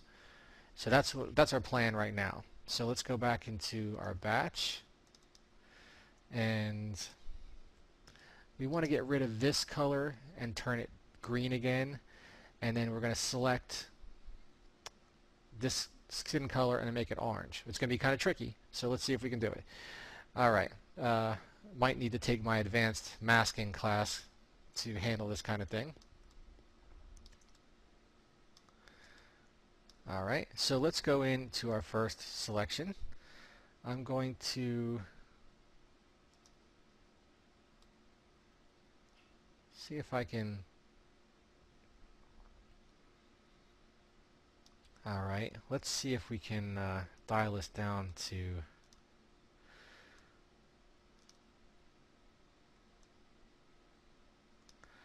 green. Let's see what the master looks like. Alright, we've gotten rid of that. So now we need to go ahead and bring in some orange to this guy. So let's go back into selection 2.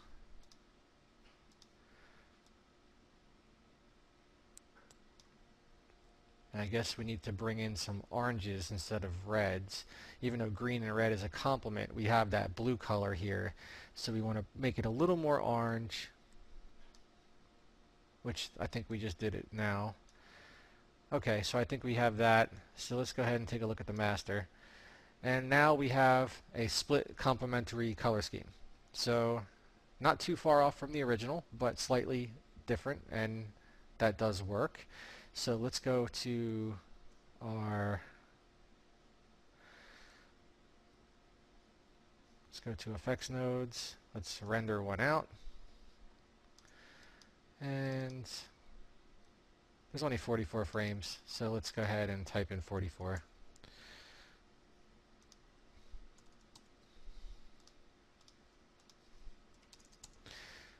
Okay. So that takes care of that one.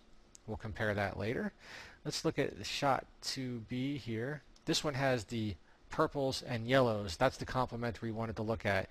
If you remember correctly, if I go back to the color wheel, you'll see that the purples and yellows are complements, and that's really buried inside of that. There is some orange, yellows, and greens, so we could do a split complementary or split comp and analogoric. I'm sorry, analogous. But before we do that, let's take a look at just doing a complementary inside of that and let the rest be what it is. So I'm going to my effects nodes. Let's go into the color warper. And again, you guys don't need to know the software to appreciate the change of the color grade.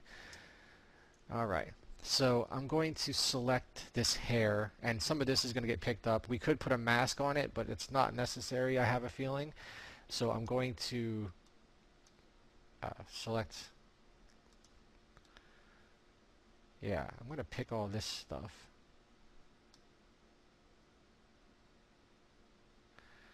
Let's see what happens when I dial it in yellow. Yeah, let's just put a little yellow in there. It's already starting to look neat, actually. Let me go into selection 2. I'm going to grab all that. See how that's going to be kind of interesting? I like that purple already. Let's just see what it looks like on the master. Yeah, so we've already gotten a nice looking thing going on there. There we go. I like it. So you can see the difference. Bringing in that yellow really sets it off. I guess I could take that green and dumb it down. So let's go ahead and grab this and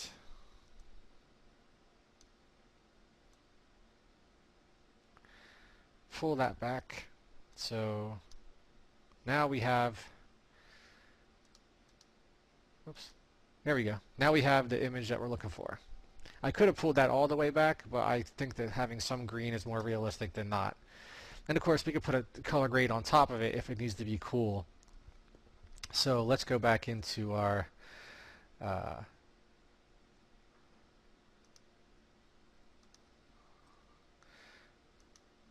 render, and this has 35 frames, so let's go ahead and type in 35. Cool. Alright, what else we got? Let's see. Here is an interesting shot. This one has a lot of yellows and greens in it already, and if you remember, yellow has purple and green has red as complements. Let's see if we can do maybe something a little more creative. If we have the yellows and greens, we need to bring in this magenta color. Let's see if we can bring in a crisscross. Yeah, let's bring in a square color theme. Let's see if we can get this guy and introduce some reds. That's the color that we're missing. Alright, so we have yellows and purple. We'll bring in some purple, and since we have greens, we'll bring in some red and purples into the shot. That's our plan. Alright, it's going to be tough to do, but we can do it. So let's go to the batch and add a color warper. We'll add a render to that too, since we know it's going to be 32 frames. We'll do that at the end. We'll just pipe it in now. For now, let's go ahead and color grade this. And you see we have our yellows in here. So our yellows, we're going to need to have purple. Don't look at this color wheel. That's not exact. This is the wrong type of color wheel for doing a color chart. Instead, let's look at these guys down here. So if we look at the yellow color, then it's this blue color that we need to introduce. So I'm going to bring in, instead, I'm just going to take this whole range of yellow to green and do a split complementary and bring in some blue purplish color somewhere in his highlights. So I guess what I'm going to do is select his highlights right there. Yep, and he's got a lot of blues and stuff in there, so what we need to do is really crank it up to see if we can get a nice streak. I see it in his face, and while I might mask his face out, in reality I like how this is sort of popping off. Let me see what it looks like. Yeah, see,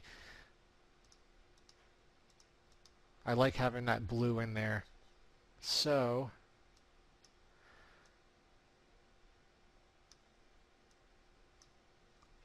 yeah, I like having that blue in there, even in his face. So again, that was the one way we could have done it. We could dial that back, and we could add some red to his skin, and that would make it a crisscross. So let's go ahead and try that. Let's go back into 1. Let's go into our selection, and let's go ahead and dial some of this out. We'll leave some of that in there. But on selection 2, what we're going to do is we're going to grab his skin, which has got some red in it already, and since it's in the shadows area, let's see if we can bring in some of that magenta. Yep. So now we should have that crisscross square system. And that's basically it. I guess we could go in and adjust the greens a little bit to pop some. We could do that. Let's go in here and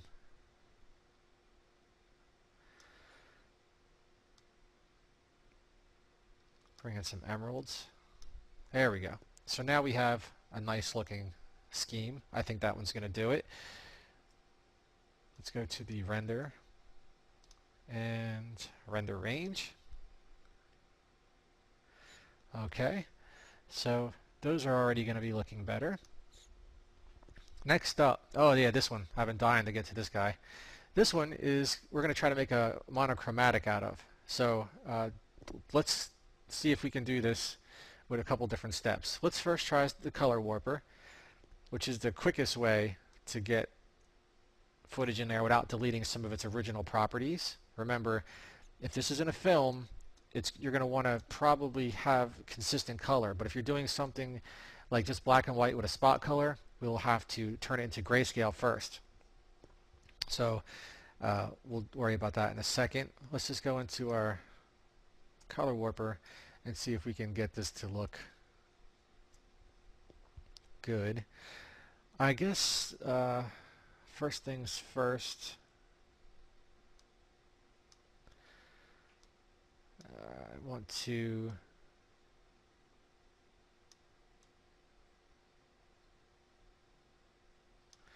okay, now let's go ahead and see if we can spot some red in there.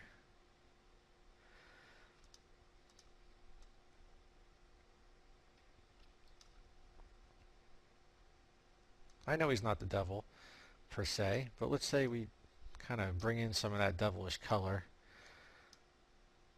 Yeah, now we have a more monochromatic look. Now we could turn this into sepia tone quite easily by putting an additional warp on it. And there we go. Okay, so there is our monochromatic look. Fairly easy to do. I'm going to now this is 62 frames. We're going to render this out. I rendered out the wrong one. It's okay.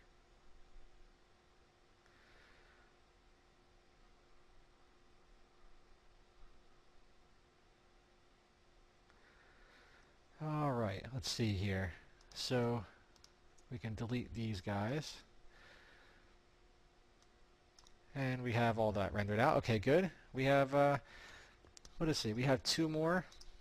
This one looks kind of boring, so we're gonna delete this guy because we already did something similar with the grass and the green.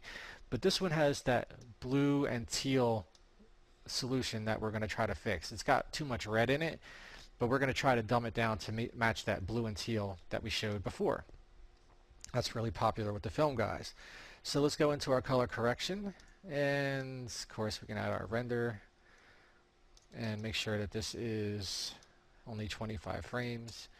So let's go into our color corrector, which is not what we want. We want a color warper. There we go.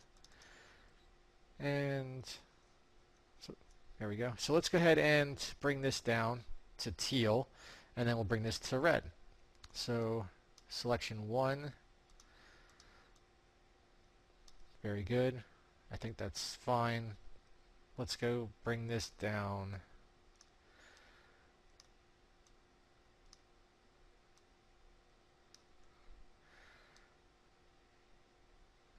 like that. And then selection 2.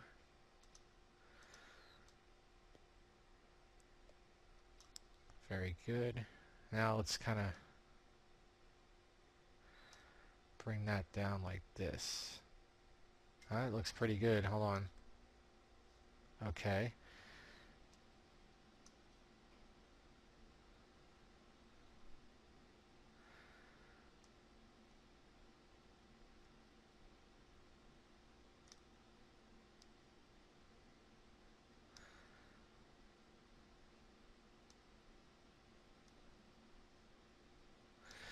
Well, we got some purple overlap here, so I need to reset this. It happens from time to time. Let's be careful on what we select. Let's select the skin first. And let's bring this down to orange. Now let's go ahead and select the blue. And let's bring this down to a little bit of teal. Let's see what it looks like. Now we have something that's a little bit better. I think the skin is a little saturated and not orange enough.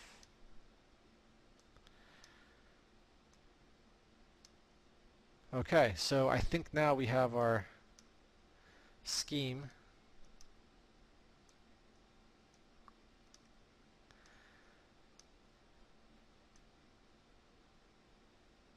Alright, there we go. So that's going to do it for that one. Now let's go ahead and render this out, and then we'll compare them, and then we'll be done. So let's render this fellow out. He's hostile. Let's go to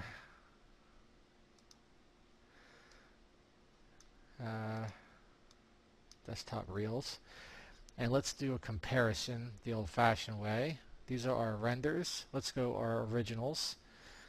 So we'll do an original here.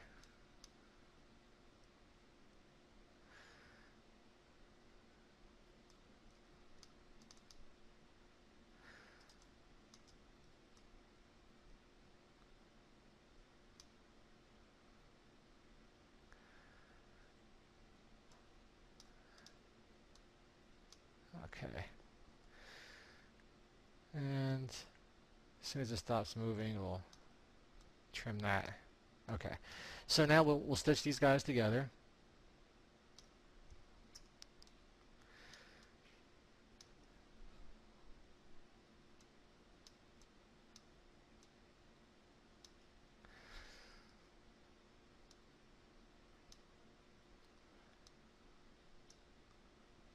And let's see what happens when we play.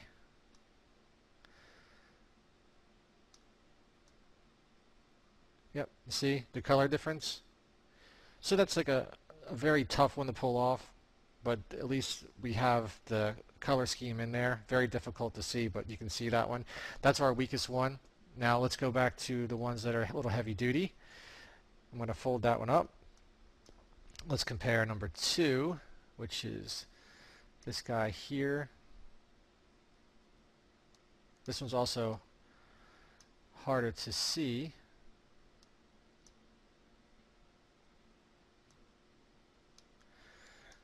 But if we play it back and forth,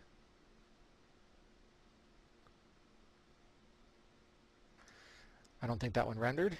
Let's go back, make sure we have that selected. Oh, I took it off the wrong thing. Hang on. Desktop.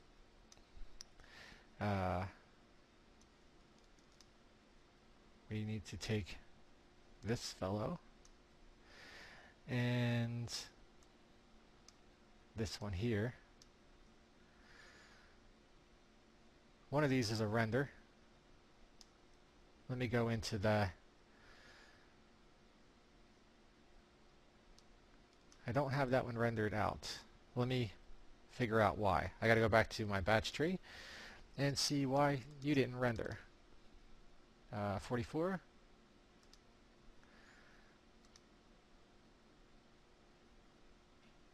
Okay, there it is. It's on this side over here. So I'm going to open this guy up.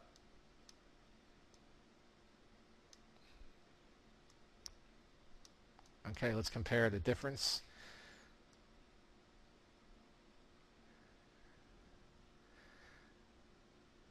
And it's not rendering for some reason. Why it keeps disappearing on me, I don't know. Let's make sure that it is set. There we go. It was rendering the missing setting. That's probably why. So let's go back, and we want to name this render 7B. I do apologize for that. It kind of loses some of the effect that I'm trying to show, but you get the idea. Alright, so back to the desktop, and we do not need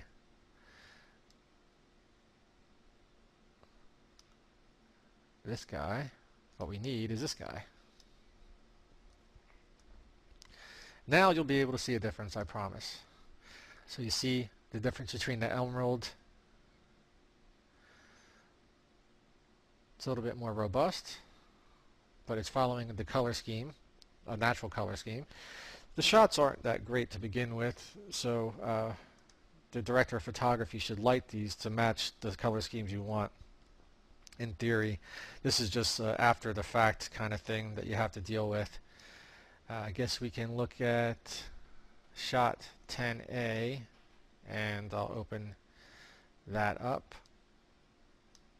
And this was the last one we did, but I'll just jump to that. You can see here, you have the dark blue, and now it's the teal color. So it matches that whole Transformers kind of look. Alright, so that's that one. Let's go see what the sepia tone looks like. This one is definite improvement.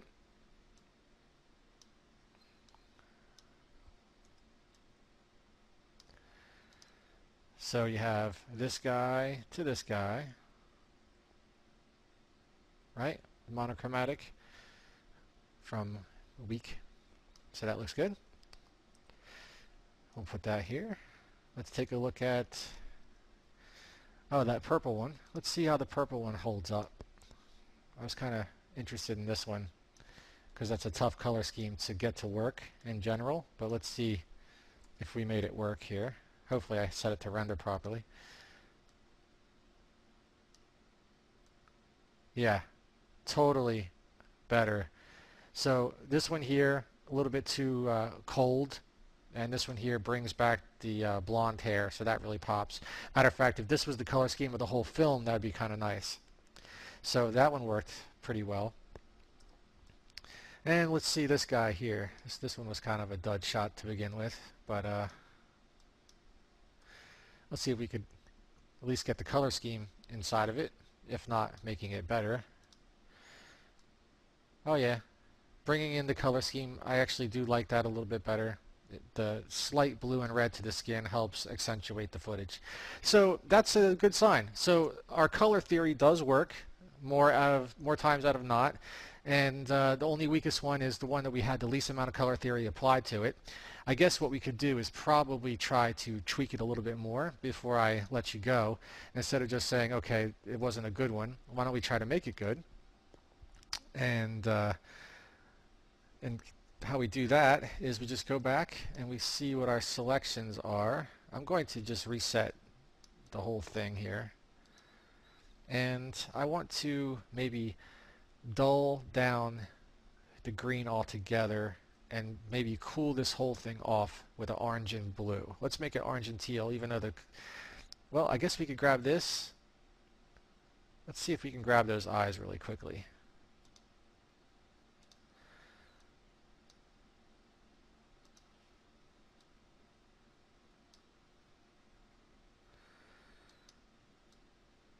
Interesting. Okay, let's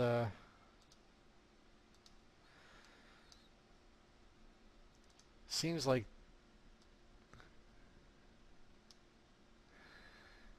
there's not much we can do. I'll try to bring in some of that blue as much as I can. And if I go back to selection 2, let's see if we can orange it out a little bit. And if I go to the master, I'm going to see if I can cool it off the whole thing. Now, I will select this green and try to pull some of that green out of it.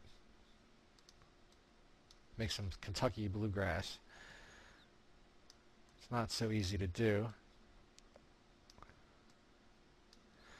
And pull out some of that saturation. There we go. Let's see if that worked. Okay, so that looks a little bit better than before. I wish I could select this car with another layer, but we don't have one.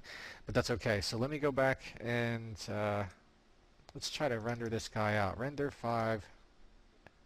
5B, and that was 42 frames. I actually like that one a lot better.